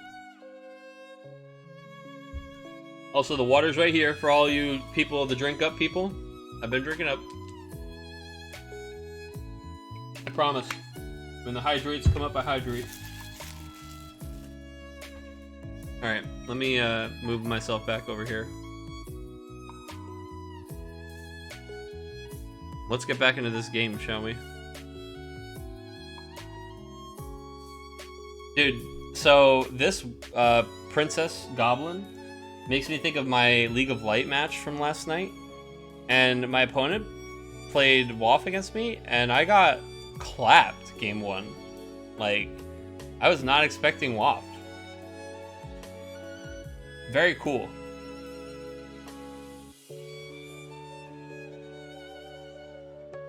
It turns out when you just put Amaterasu's in WoF, it makes it pretty good at being an aggro deck again. I got the other two, but you know that's not, I wasn't trying to say that. I was trying to say how cool it was that I saw a deck that I didn't expect and that it clapped me. The other games are pretty close. So game 2, he flipped 5 EX bursts in a row, and 4 of them were on the same turn, so that was rough. But we squeaked that one out, and then game 3 we popped off. But it was a really good best of 3. Real good games. And good, I just have been having a lot of fun just chatting with my opponents in League of Light. I have, like, I don't get to play as many games with people as I would like, so it's cool that, I get to do this and interact with the community a bit. What did they grab from the princess? They didn't. They just were playing it as a character. It was just, they didn't activate it.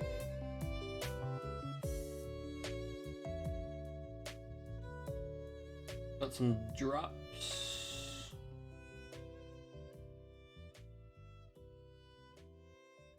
Let me process those real quick. Droppos.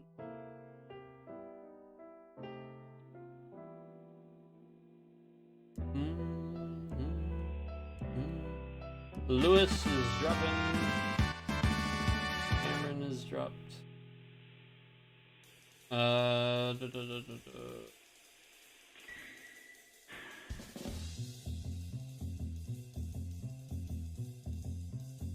And Sawyer is dropping.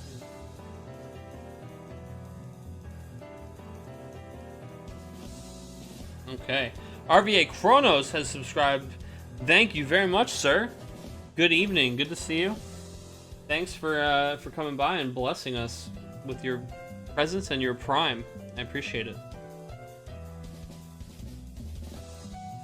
I don't know what kind of cool Final Fantasy VI character you get next to your name for 5. I think 6 months you'll get the next Final Fantasy character. But hopefully, you've got some fun emotes now that you can use. Oh, you got Bannon. That's pretty sick. You can use the old, the Cactuar Oni, dude, is really good. This one? That's too good. Badoofs. The Bannon brothers. That's right.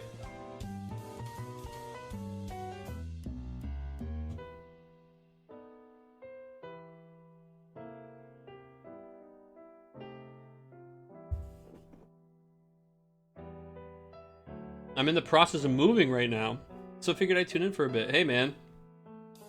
I just finished all that, man. It's so much work and so much time, and you're just drained all the time.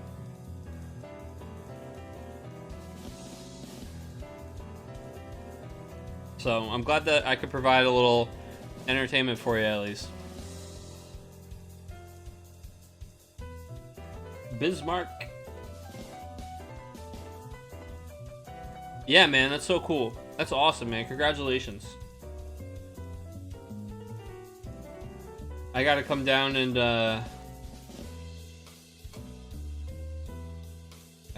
come down. Oh my god. Dude, it's up. It's up. I just had a moment, bro.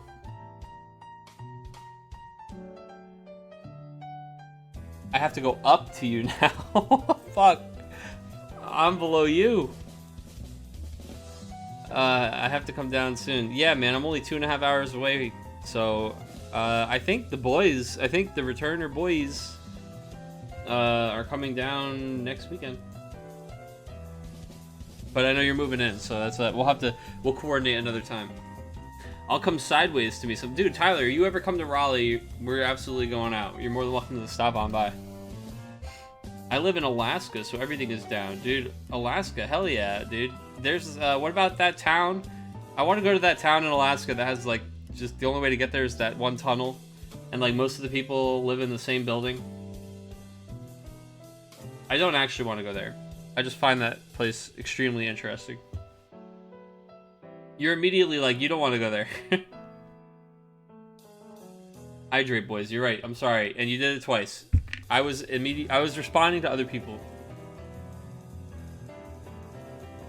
Hold on.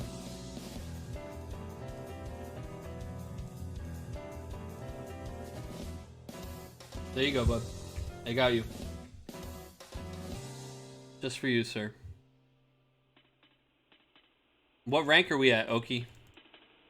I see you've been grinded today. You went to bed late last night, too. My day was pretty good. I played a lot of Sega Saturn, and I edited and uploaded the last episode, the most recent episode of the RVA Returners podcast, which is episode 103, which you guys can check out on SoundCloud now. That's what I did with my early day. Yeah, then I played a bunch of Dragon Force. Then I was fawning over my Dragon Shield sleeves. I brewed like 5 or 6 decks on FFTCG, and now I'm doing this. I played a little bit of Hearthstone this morning. Sorry guys, hold on. How did Alua live? I think I missed something. How did Alua live? I thought Ifrit targeting Typhon fizzled. Didn't Ifrit get countered when he bounced the Typhon? I'm sorry, team. I missed whatever happened. Let me look back here. I choose 0. Wait, okay, hold on. Bismarck, how many and what? I choose 0. Okay. Response before combat. Then he goes to Ifrit Typhon. Then he goes to return it to hand.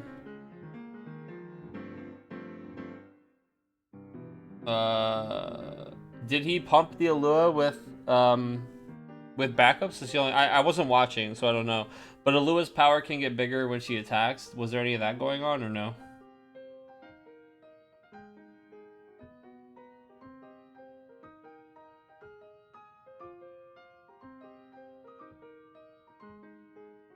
Yeah, I'm not sure, man. They cruised right by that one though, so yeah.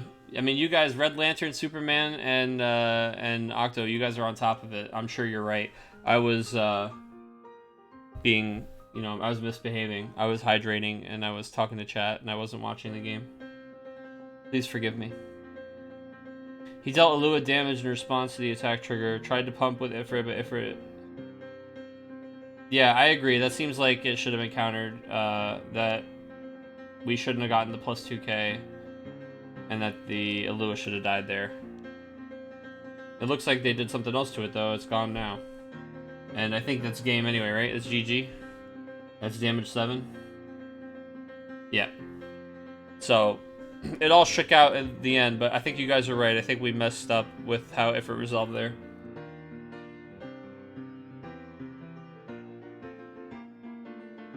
Alright, DJ taking that one. Close games, taking that 7-6. And we've got predictions to pay out on that, I believe. A lot of predictions going Earthwind Locke's way, but a hefty amount of you still betting on Samurais, so there is a little bit of a payday coming for the Earthwind bettors. We will be moving into the 3rd round. I believe that's all of our games. Checking. No, please!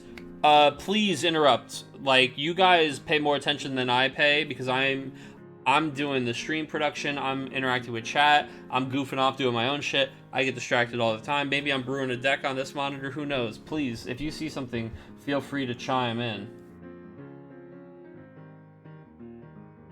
Whoa, guys. Holy shit, dude, guys, I think there's new Octagon technology. I just opened a 2nd room simultaneously and it didn't yell at me to exit out of the other room. So I think we can actually have backup games open at the same time. And we can flip between games live. So, guys, I just got very excited about this. I'm going to spend this next upcoming week, I'm going to be tinkering with my Octagon sources and everything in OBS to see if I can comfortably flip between 2 open Octagon windows. Because then, when a game's a little slow, we can pop over to check other tables and check other players. I'm getting very excited. It's actually going to be so cool. What a huge upgrade that would be. To stream, dude. Wow, and it automatically... Wow. I'm literally pogging right now, dude. I'm like, oh my god, I'm so excited. This is awesome.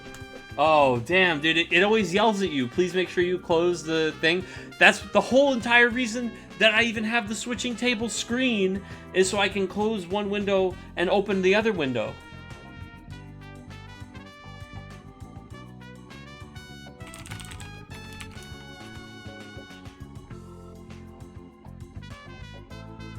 Alright, guys, I'm coming back. I'm sorry, chat. I got very excited about that. The result was that in response to Dull, I hit with Ifrit. Then they responded with Chocobo. Yeah, so Ifrit shouldn't have pumped. He said otherwise. Oh, his opponent told him to keep it. Okay. Does this mean I can play a game and watch at the same time? Yeah, dude, I think it does. Dude, isn't this nuts? I wouldn't have even tried it, dude. I wouldn't have tried it because normally I'm so used to closing the window, but I opened it, and then you know what made me realize I was on the wrong game was, see how there's a black bar here? I'm so bad at doing this camera. This black bar usually means that Octagon opened underneath my taskbar, right? So I need to like pull it up to the screen and then it'll load all that stuff. But because that happened, I was like, wait, that means I didn't close the window, but I'm looking at a window that isn't under my taskbar. And then I noticed I had two open. So you could play and watch a game, Eureka? That's wild. That's so good. How many can we have open at once? Dude, now I'm just going to sit here like this, and I'm just going to have all my monitors of Octagon games, and I'm just going to drink, soak in the knowledge. Oh my god, wait, this is so big for tournaments and events and production and stuff. Like, to be able to have multiple things going at once. Fuck. I'm so excited. I'm going to spend... Don't destroy Octagon. Guys, I'm definitely going to spend some of my time working on this, and I hope we have some cool updates for stream next week. It's going to be sick. I hope so. Oh, boy. Exciting. All right. Let's pair the next round, though. Oh, man. Dude, it's like dreams come true. All right. I'm gonna crash Octagon again? I just might, dude. Look, it was better for everybody that we did that, okay? That was better for everybody. They're welcome.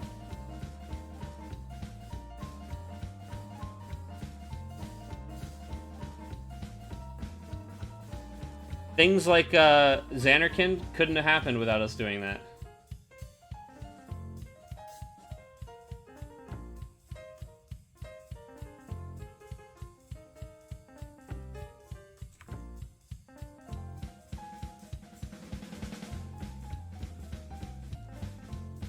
$30 digital gun salute for October. Over Octagon, you mean? Yeah, sorry. I thought you meant for like a tournament in October. Like, that's it. We're done.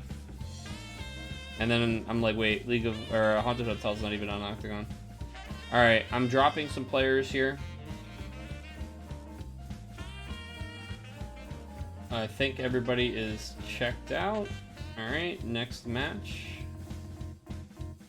Bum bum bum bum bum bum ba-dum ba-dum ba-dum ba-dum ba-dum ba-dum ba-dum ba-dum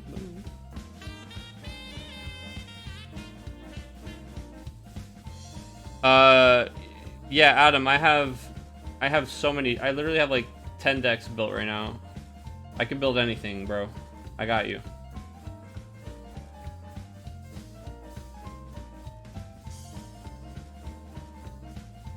Whatever you want.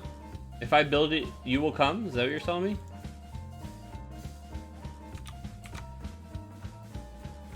Dealer's choice. Alright, man, yeah.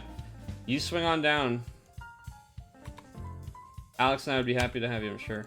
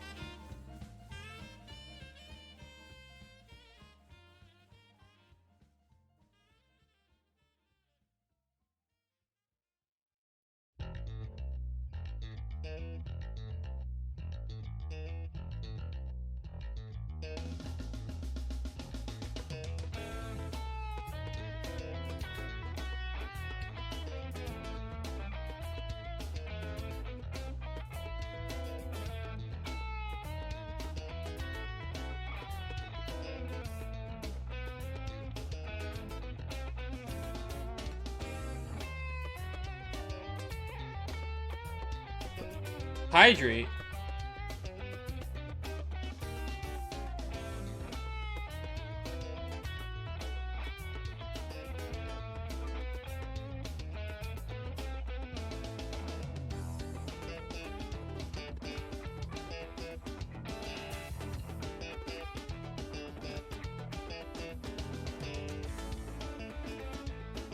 Alright. Hydrate for you. What table, guys?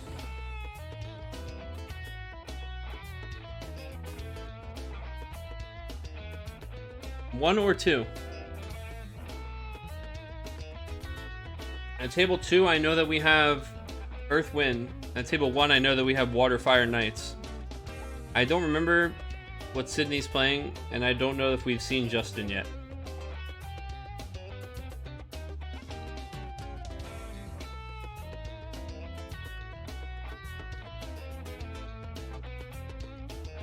We should watch the bye match. Alright, let's watch the bye. Alright, the bye's over. Next match.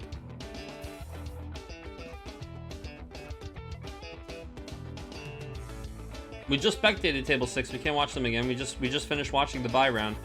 Brian got that one pretty quick.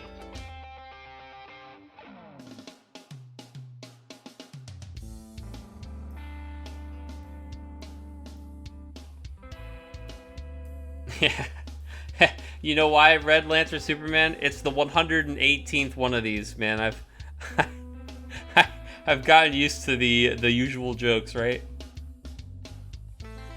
Commercial break. You could pay for that. People get mad though. I don't. It gives me a break. All right, I'm gonna go ahead and put I'm gonna put table 1 on because I would like to see Firewater. Have I become the generic? Hey, you know, sometimes the easy jokes, right? You take the easy points. You take the easy buckets. I don't think you can blame anybody for that.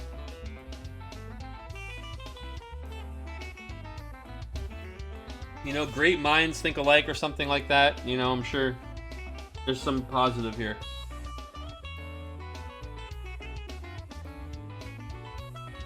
Oh, don't ignore my mess behind me. I need to... Where's my nerd corner? There we go. That's better. Have Knights been on stream? Yes, but we can throw them up again. I'll put table 1 up. They were on stream, and you know what? People were talking about you, sir. Somebody was like, oh, I'm excited to see Knights here. And they were like, watch Emo Tempest stream. He terrorizes his locals with Knights. I tuned into your guys' stream.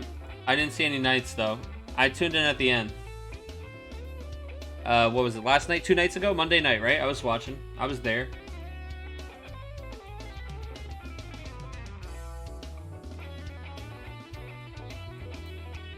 Yeah, brother.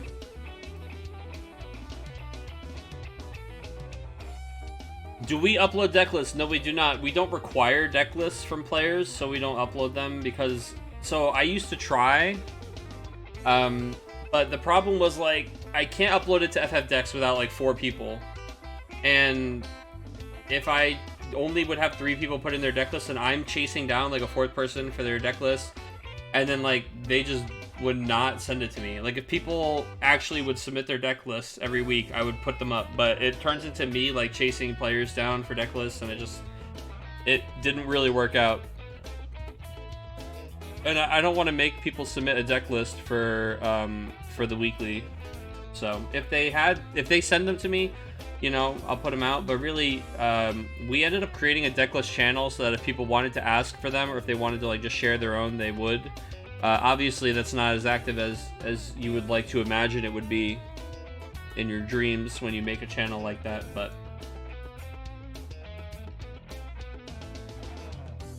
Alright, I think we're going to go ahead and spectate table 1, because we want to see these Knights in action. Let's get this up. Okay. So, it looks like Knights had the old 2 backup start. We've got Ovelia and Black Mage. Remember that he is doing Firewater, but he's also splashing in Marsh and Ritz. So the Black Mage is going to help him get to those critical numbers of FFTA cards on field to make Marsh cheaper. And our opponent is opened with Kate Sith and then Hurdy, and looks like this is going to be Ice Lightning, Final Fantasy 7 stuff. I think this has been more popular lately, and finally a build that the Ice Lightning people can settle on and enjoy some success with. This isn't Kurt and DJ though. Let's change these names. Sorry, that's my fault, guys.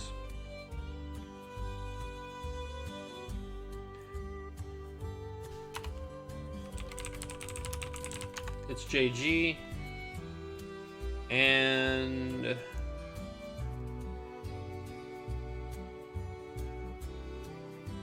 Sydney.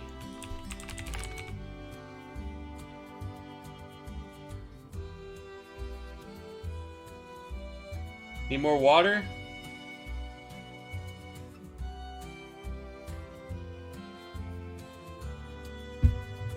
More water.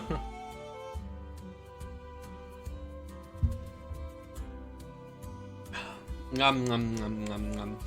Delicioso.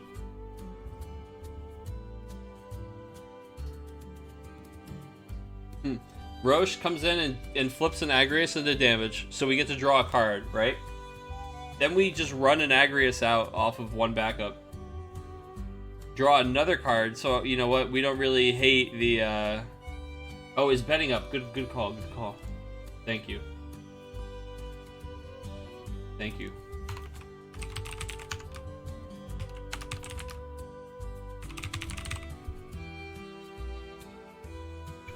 Betting is up now. Fries and Chip. Hello, what's going on?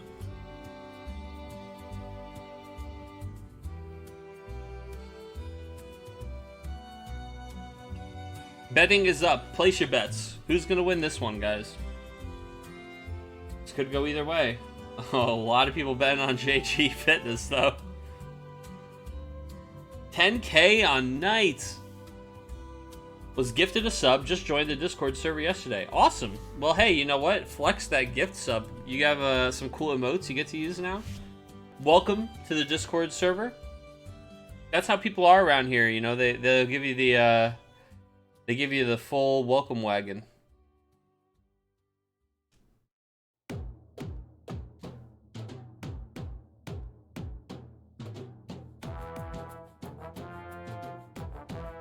We got Velt Jams.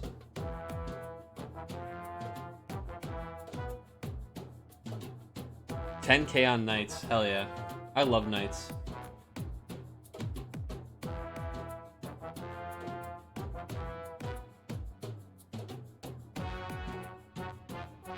Losing to Ice Lightning is not acceptable in this dojo.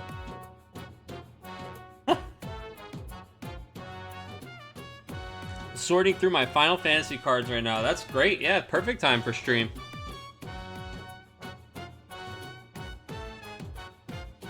You have a sudden urge to leap? I'm feeling like I just want some dried meat.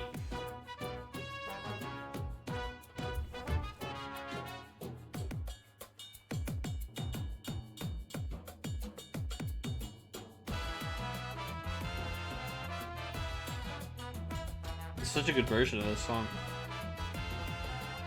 Where's your Autotune music? Dude, I have the Blu-ray that just like all it does is play music from the zones as it just shows like these camera shots over the zones. It's so nice. It's just serene. Nice little video to fall asleep to.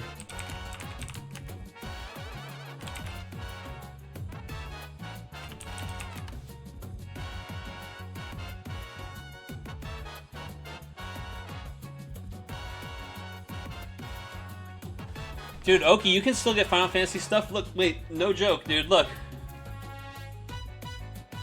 Bro, you gotta have the Final Fantasy 11 goods, man. They're still making stuff.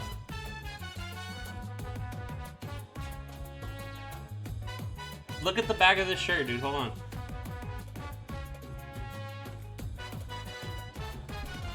And it's hard for me to show the back of the shirt.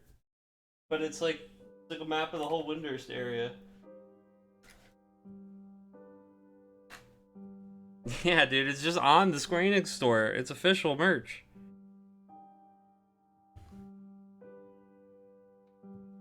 There's also the Meat Myth Kebab shirt that you can get. Do you have the Meat Myth Kebab shirt? That shirt's great. Hold on. Alright, this one's gonna be... I just wore this one like yesterday, so this one's gonna be a little wrinkly.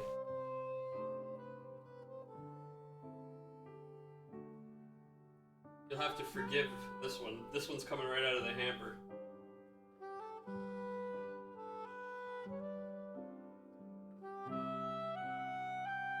Hey.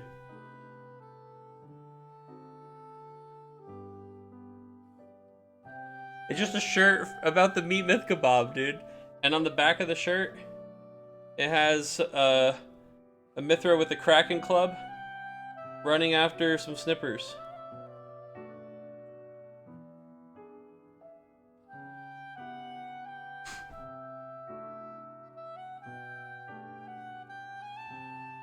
So yeah, man, you gotta go get the Final Fantasy XI merch. My daughter takes great pleasure in dressing my Cactuar plush in her doll dresses. That's amazing. I love that. Should I dress this guy up? We should get him some clothes.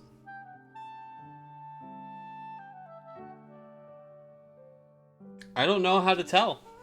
I don't think there's a tell for the Cactuars.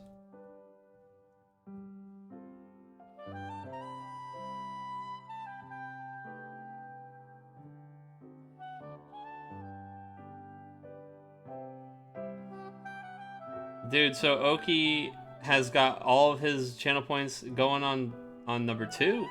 We've got a pretty decent back and forth here on the bet. Up to 5 backups for Knights, though, is a pretty good sign when you've only taken 1 damage. It's gonna make it a little tough for isolating, but I'll tell you, the Cid is trying to stop some of the big advantage things like the Gawain, but we have the Garland, right? And Agrius is already on the field. So if we get to stick this Garland for a turn and then just crack the Cid, then we can reopen access to those things. And so I think what we're going to want to try to do here at Sydney is, yeah, you're going to want to dull and freeze the Garland so that he can't use his S ability.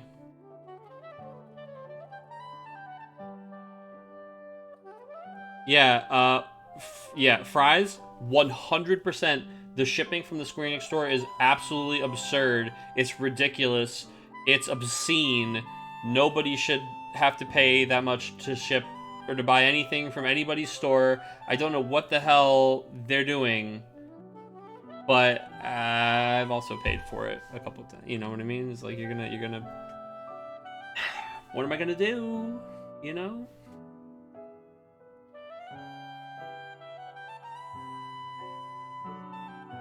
PAX East, yeah, PAX East.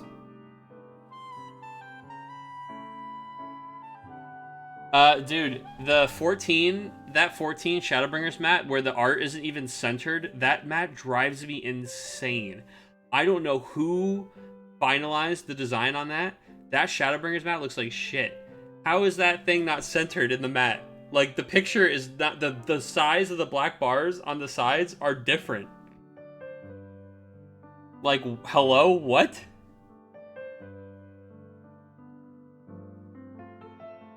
I don't understand how you ship that product. Like, just measure it, bro. I don't get it.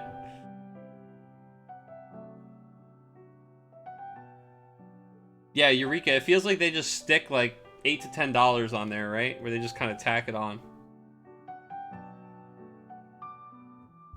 Also, fries, I totally agree. There should just be a free shipping option past a certain point. I mean, you're already making so much money off the little stuff anyway.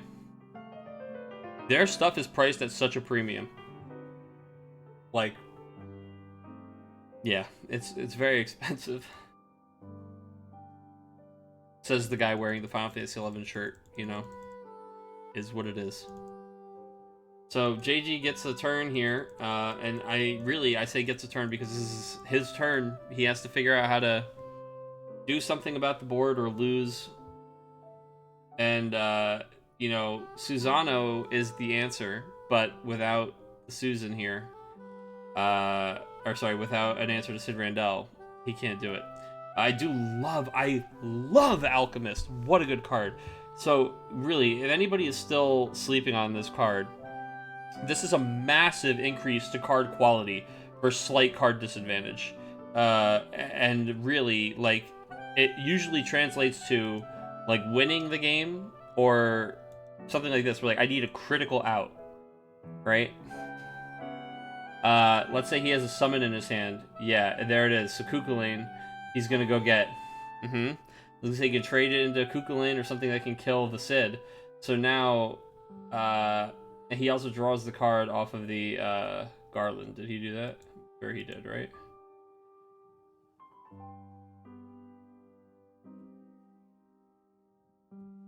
Moves card to his hand. Yeah, he did. Okay. And yeah, now he can go ahead and he can blank Sid, and then he can play Susano.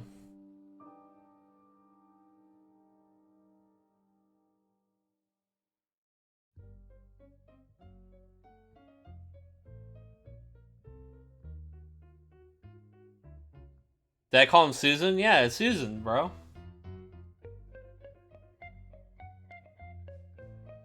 Where have you been? I called him Susan even in what's it called? No, but man, you played 14. Susan EX, dude. Old Susie. Old Susano. I call it Karen. Yeah, I don't know. I've always called him Susan ever since 14. Susan EX, dude. I was telling, all right, anybody who played Final Fantasy 14 Stormblood at launch, I was talking to my roommate about Raubon EX today. Do you guys remember Raubon EX? Raubon Savage?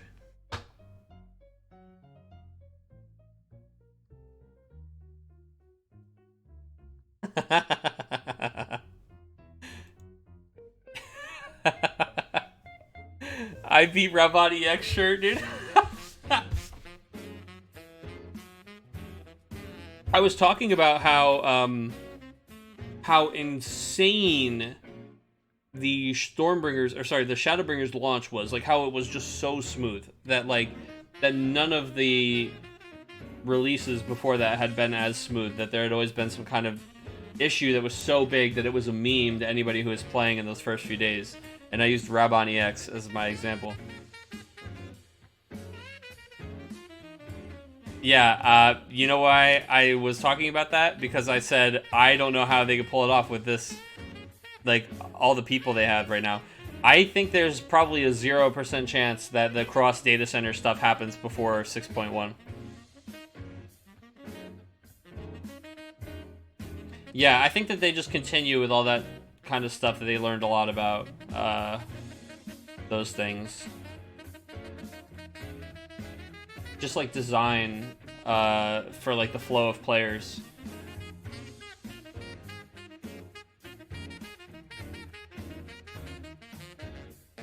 Also, that's why they put Gunbreaker in like Limbs of Lamenta or something, right?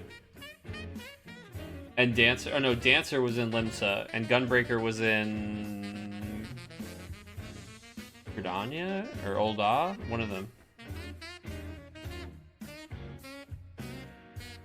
Yeah, it's actually insane that the game is exploding at what is traditionally the most downtime level of downtime in an MMO, right before an expansion. Oh, Gridania, yeah. Yeah, Alex is playing now. A lot of people are jumping in. He just finished Heaven's Ward. Kurt says, I lost to a turn 1 Garland that I had no ability to remove because the S went off like 4 times. Dude, yeah, that is a gross number of times to see a Garland S ability.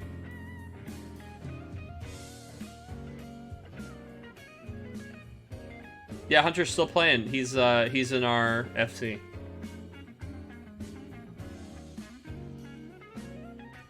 I say our FC. I just joined, but the Raleigh guy FC. Yeah, Luffers, 100%.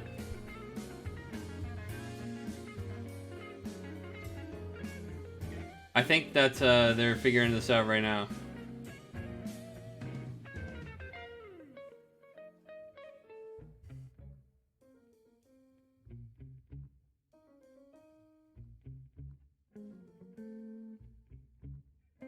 So he's saying Zeromus end of turn. You can't.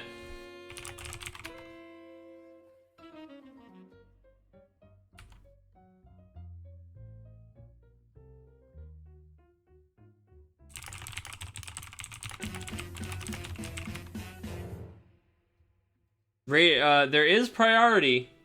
Players just aren't allowed to add anything to the stack.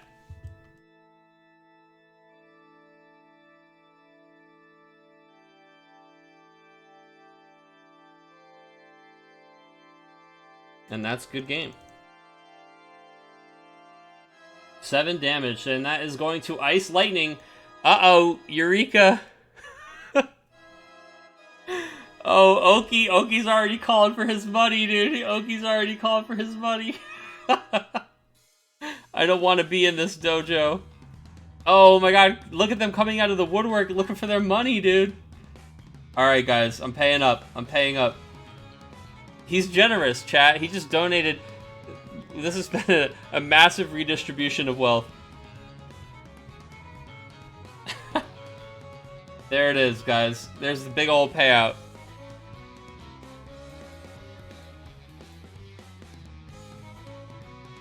Okay, let's see what we got here. Dropping links for the games, no problem. The tournament's over.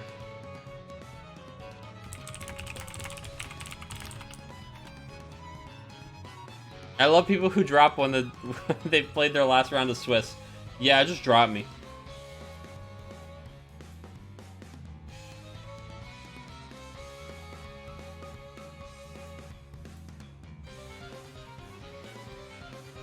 Alright, let's okay.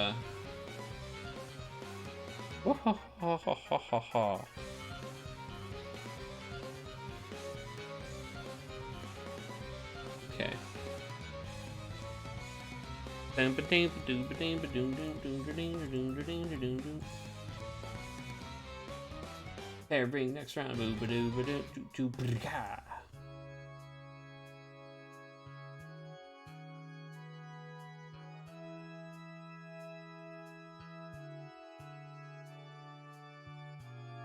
Okay, at table 5, looks like Jeff took a win over Jonathan Smith, 7-6. At table 4, it looks like we had... We don't know. They're still playing. At table 1, Sydney took it over JG. At table 2, Justin took it over DJ.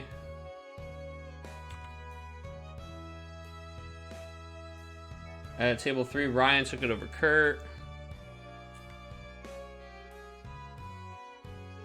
Oh yeah, man, that deck is all about using that Garland S over and over again, Kurt. So yeah, I bet he just kept doing that one over and over. All right. Next, I'm gonna go down to table 4. No, let's just have the final guys play against each other. Let me go ahead and type it out. This is Justin. I think this is Justin's first event with us, so it's awesome that he's doing so well. That's poison, right? Yeah, poisonous.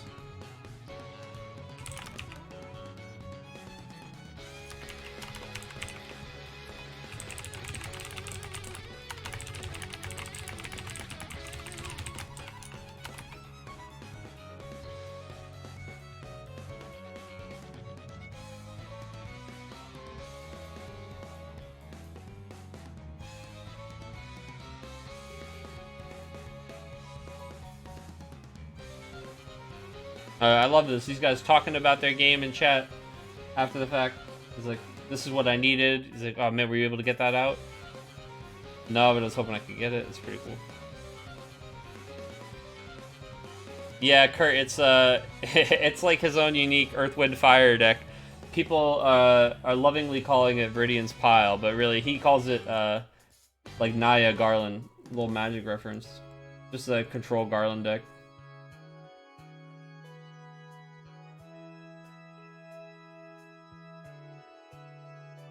It's what he topped R4 with. My opponent was playing it against me round 1 of League of Light. I was like, oh, this looks like Viridian's deck. He goes, oh, it is Viridian's deck. That makes sense.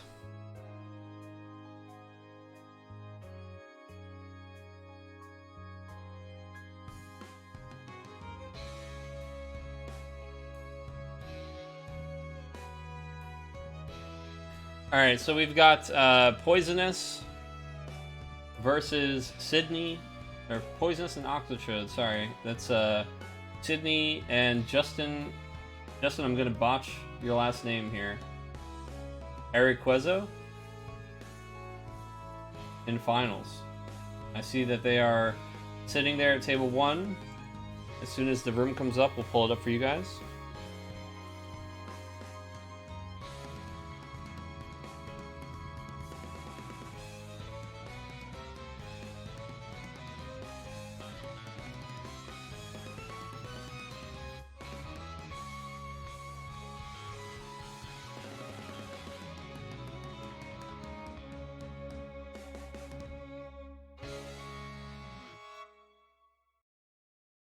Alright, Oki, this is for you.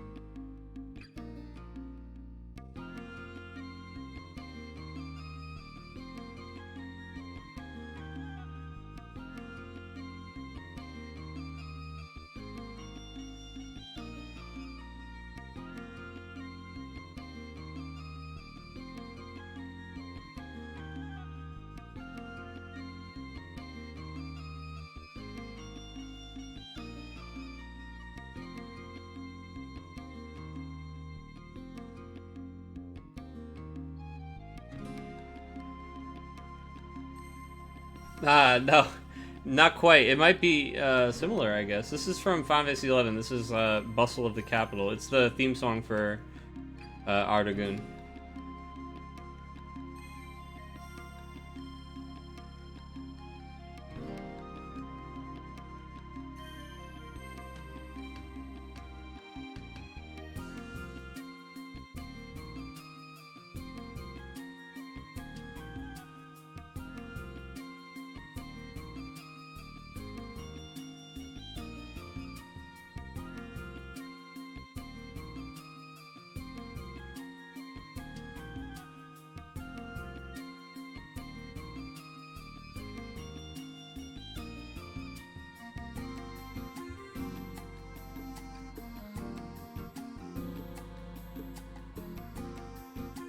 There's no way.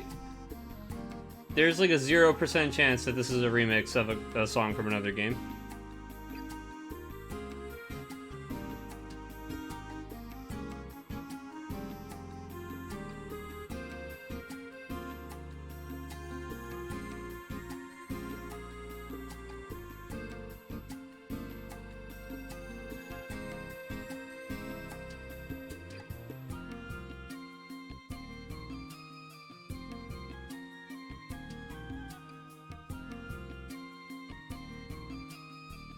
Alright, these guys have the room up? Yes, okay, good.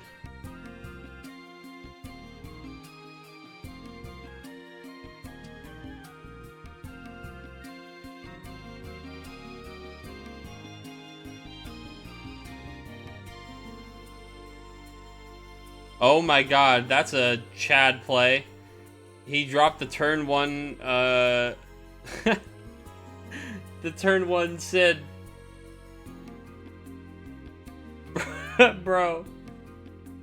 The turn 1 Sid Randall against Doga. What the hell do they do?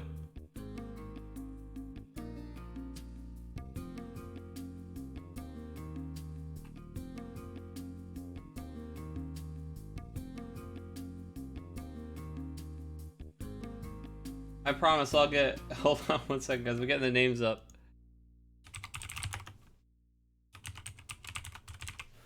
Alright, and let me get the betting on for you guys.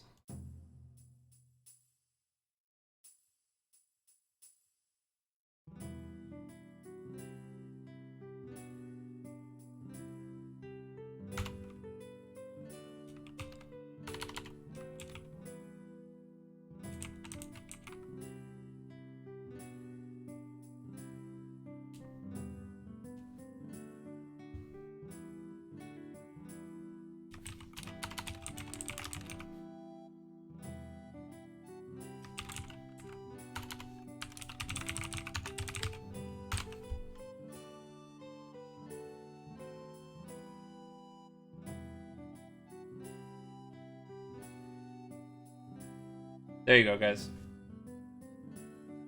I know. Gambling addicts. There you go. What are you gonna do with it? Then all these answers. Remora it. Play Doga and still have a 10k. Doga wouldn't be a 10k. He would be an 8k. I need to gamble like you. Surely isolating can't prevail a second time. There, let me distribute the rest of my wealth. Yeah, getting that early Mastery sure helps deal with the Sid. It's like the one thing that has, besides Ursula, but it's the one thing with action ability instead. But Ursula really needs the action ability post getting the auto off, so. But we were able to get there.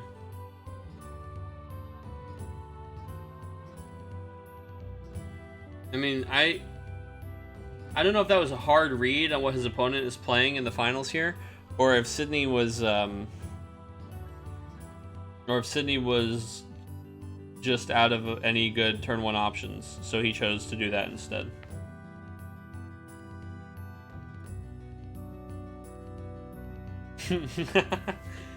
Socialism in my FFTCG? Oh, we got Viridian all in on Doga. Time to dilute the earnings.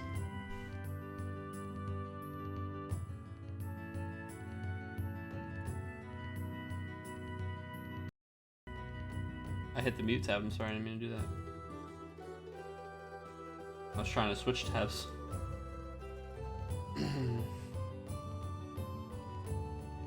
Oh, excuse me.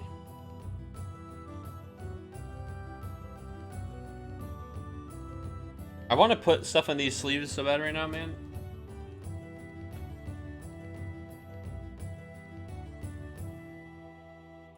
My new Ryoma Ito Moogle sleeves. I'm telling you guys, this is what it's all about. You got to get on Dragon Shield to make yourself some sleeves.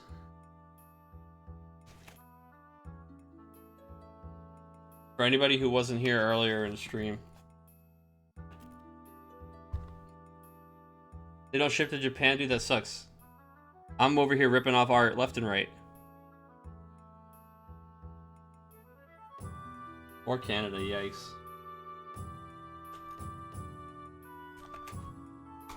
They come like in the fucking card box and everything. Can we see them up close? Yeah, you know what, guys? As soon as this last match is over, I'll make it full screen. That's it. Maybe I've got one up my sleeve, dude. You don't know.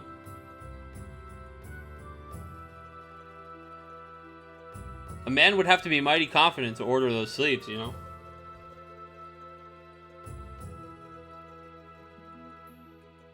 Yeah, and the fact that they're like, the fact that they're Dragon Shields, like, I mean, this says a lot to me, Eureka, right? Like, they make these custom boxes. Like, it has the art on it that I chose. I mean, yeah, it's just a sticker. But still, Like, they put this on the box. It's the same Dragon Shield box, so you can use it like a deck box like people do. They came in these, like, shrink-wrapped. Really nice. 100 count, yep. What was the shipping for me? I can take a look. I'll tell you guys after this. I'll pull it up. It wasn't that bad. I mean, look. I say that within the context of, like, you're ordering custom sleeves. They're going to be 25 bucks. You know what I mean? So you gotta realize that. But take our orders and ship to us. Hell no, dude. I know exactly why they don't ship to you. I know exactly why they don't ship to you, bro. I don't like filling out those custom forms either. Alright, so this is a little bit of a... I mean, we're in a shit spot, right? This sucks. There's clearly nothing about what Sydney's doing that's ideal. He had to... I don't think he did a hard call on his opponent. I think he just kind of felt like, well, Sid Randell's the least bad play I can do, turn 1. Then his Sid gets returned to hand. The last thing you want to do is just play it on the field again after these things have already resolved their enter, and like... And Mashri's just chilling right there, able to return stuff to hand. Like, it just sucks. I guess you just hedge on, okay, he doesn't have enough summons. There's only 2 summons in his discard right now. Hopefully, you know, he won't put more of them in there. I mean, at this point, he's got so few cards in hand, he can't do both. He can't, like... He can't really play anything after returning the Sid, but... Just kidding. I thought he only had 2 cards in his hand, but he hadn't gone to draw phase yet, so he has 4 cards. I'm like, well, at least we're, you know, so few cards. It's that guy 34. Hello, what's going on? Welcome to stream. Looks like we're playing Kusith. Just opening the turn with the old Kusith, huh? For Sarah? Oh no, for Lena. Okay.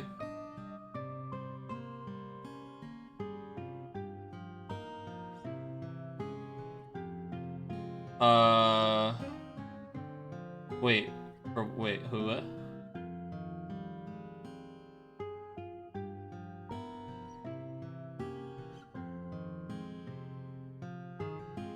Oh, the Kusith is the 3rd summon. I get it.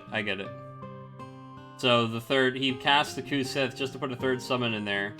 Then removes 3 summons from his break zone to return the Sid. Looks like they shipped to Canada. Nice. Yeah,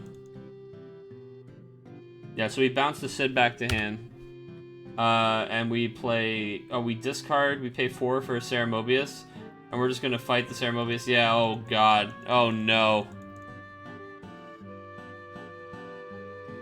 Oh man.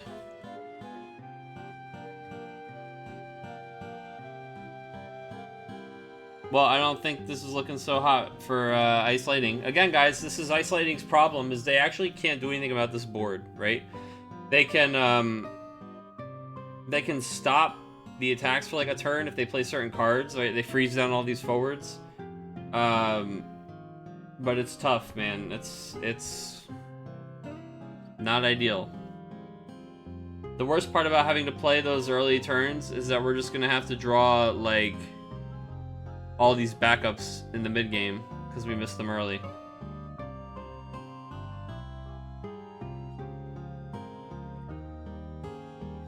Dude, Eureka, when people were, like, buying the Raiden, the 1CP Raiden, I was like, that's not a... doesn't work. That's not dependable enough. And then the price on that went through the roof. I couldn't believe that.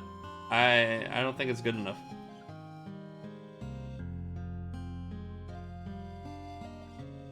So many prime numbers, so few remember Zalera. No, see, that's not... It's not the thing. Dude, Zalera is not the same. Zalera does not count. Killing most of the stuff is not the same as wiping the board. I think everybody remembers Zalera, and we're upset that Zalera is all they have and it's not good enough anymore.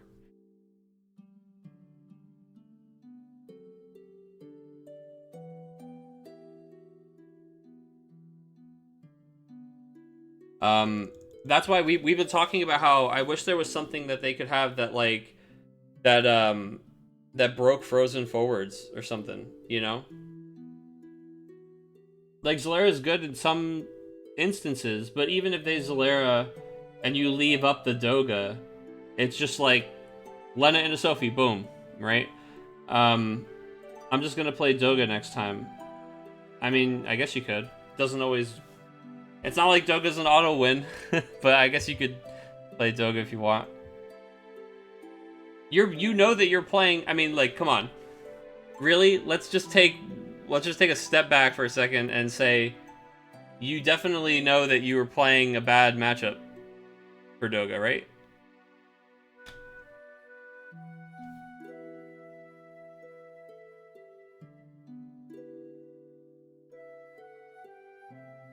Best aggro deck. Yeah, I mean, but again, sure.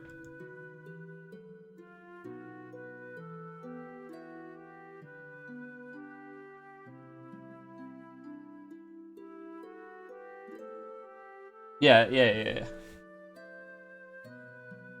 I knew I'd lose. Yeah, I mean, yeah, it's you just don't have. I mean, like you take the L against that to beat a bunch of other stuff. I get it. There's just nothing Ice Lightning can really do about it. Yeah.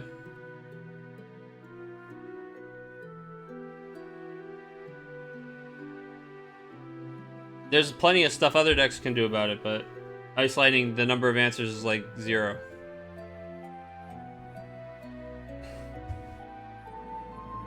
And then you try to run out the early Sid, and he just has Mashria within like the first 2 turns. So it's just like, you know, it's not even like Sid was ideal. Obviously, you were in a bad spot to begin with there, but it's just, yeah, it definitely didn't work out for you. But it's okay. It did work out for our player who has come to join us for the first time this week, taking a W, getting himself a Cyan foil promo. Justin taking the victory there. Very, very awesome. Congratulations, sir. I don't want every color to just have board clear bombs, but the game feels unplayable with it. So it doesn't have to have, like, everything doesn't have to have a Shantoto, right? That you can still preserve the identity of the element and have an answer to stuff like that. But I get what you're saying. The problem is Ice, if somebody can tell me what Ice is good at right now, you know.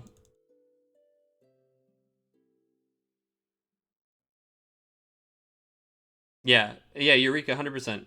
It just needs a little more. The thing is, it's always been good at, like, stop all those guys from hitting me next turn, right? It's always been good at that. But it doesn't have enough pressure behind that. So it's curious. Like you said, JG, the starter deck, I'm interested to see how that goes. Because the starter deck seems like it's going to have a lot of pressure. Because Rufus's damage 6 ability is 100% to just play every Turk from your break zone onto the field. But it's damage 6, so that's like a little awkward too. We'll see.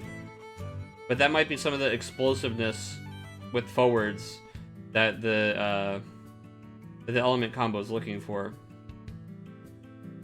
Final match, no backups played. What has FFTCG become? This is the beginning of every meta ever, though, right?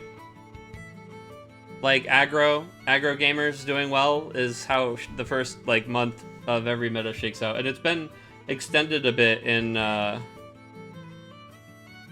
quarantine. I think when we're able to gather less to play, it just takes longer for people to solve the control stuff.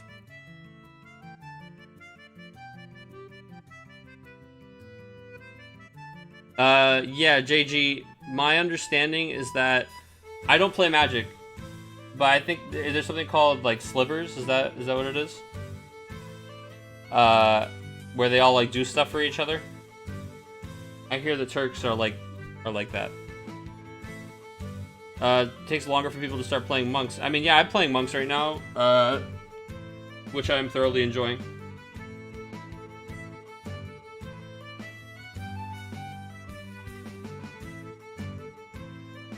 And sometimes the Varystel and the Doga decks, they just get there on you. And sometimes you get them. You know, that's how aggro is.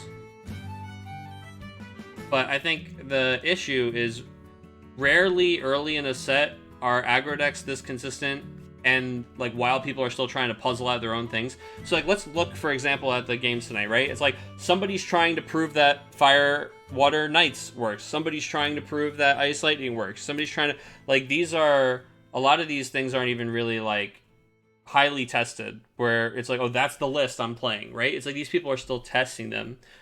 And meanwhile, Doga is like, we have a polished list that we added like what 10 less than 10 cards to. So Doga has had like more of the work done, right? And is just efficient and very effective and very consistent. And so while other people are trying to figure things out that are not as effective as they could be or aren't as consistent as they could be, it's going to be a bit until they are able to get there against it consistently. Yeah, and Jerry, that's exactly... I love that you said that because I think that's why a lot of people land on aggro decks like this, where they realize it's like a risk-reward kind of thing. They're trying to just play the odds that like this is the best time to play it, so it's the lowest risk, high reward, right? Mitigate some of the risk factor. And like you said, you know, I played this because I wasn't sure what I was going to see, and I know it's consistent, it's safe, and it performs. And I think that in general, whenever a player opts to pick something early in a meta that they know is consistent, safe, and performs, and they already know that, not they're like testing that, they know that, right? Doga had performances from tournaments before Opus 14. It's just easier for them to do well, right? And they're making a safer pick. And I don't think there's anything wrong with that. That's also why people play Monks. Monks is the same thing, right? Monks is a mostly solved deck from last set that got some small tweaks, and people can already start from a high up point performing well with it because they already know it's like refined to some extent. It'll be interesting to see. Anyway, guys, you wanted to see the sleeves, right? Let's pull up the sleeves. Hold on.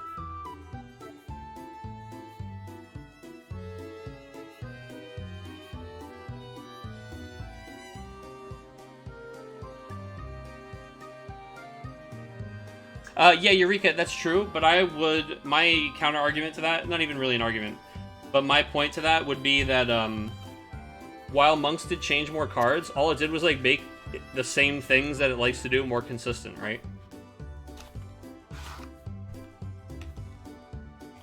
So it's like the same idea. You play it the same way.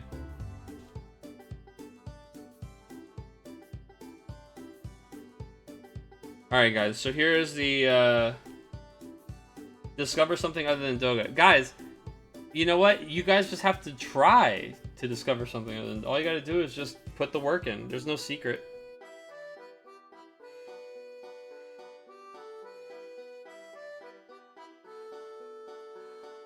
Alright, dude, these... Here they are, dude.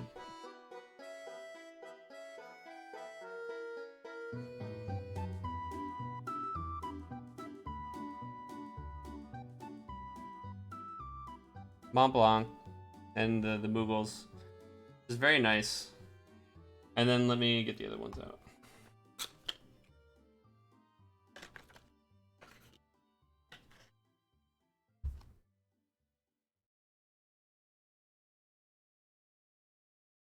And these are the other ones I got. Oh.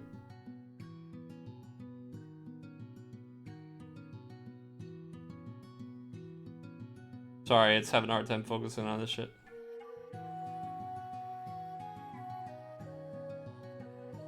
Yeah, so if anybody thinks this art style looks familiar, this is Ryoma Ito. So Ryoma Ito did like Murin, and Joe also did the Prish and the Shantoto playmat and like a bunch of art in the FFTCG, and I love this art style and this artist.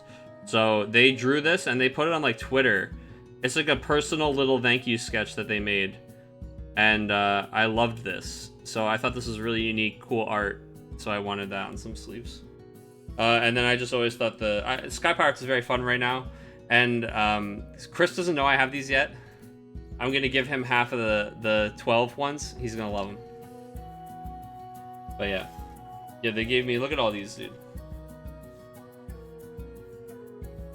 Very nice.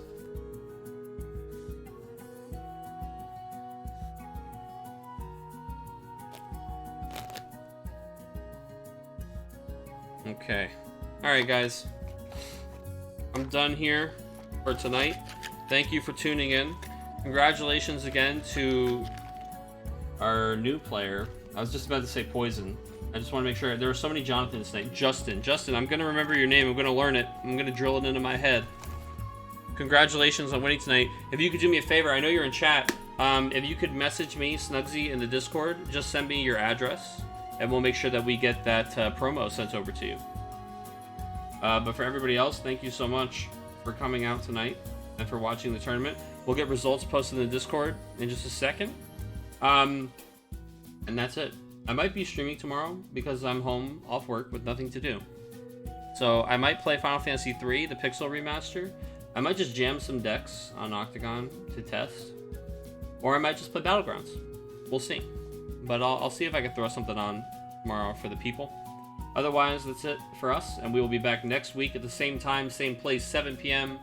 Eastern on Wednesday nights, right here. You know where to find me.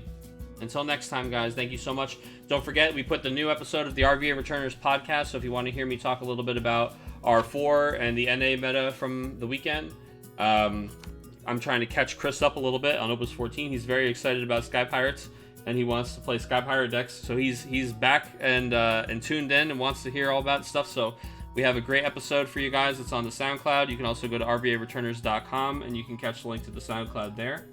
And we'll be back next week with another tournament. Next week, guys, we are playing for the Merylwib promo. The full art the full art Merylwib promo. So come out next week. It's going to be a good time. Until then, toodles.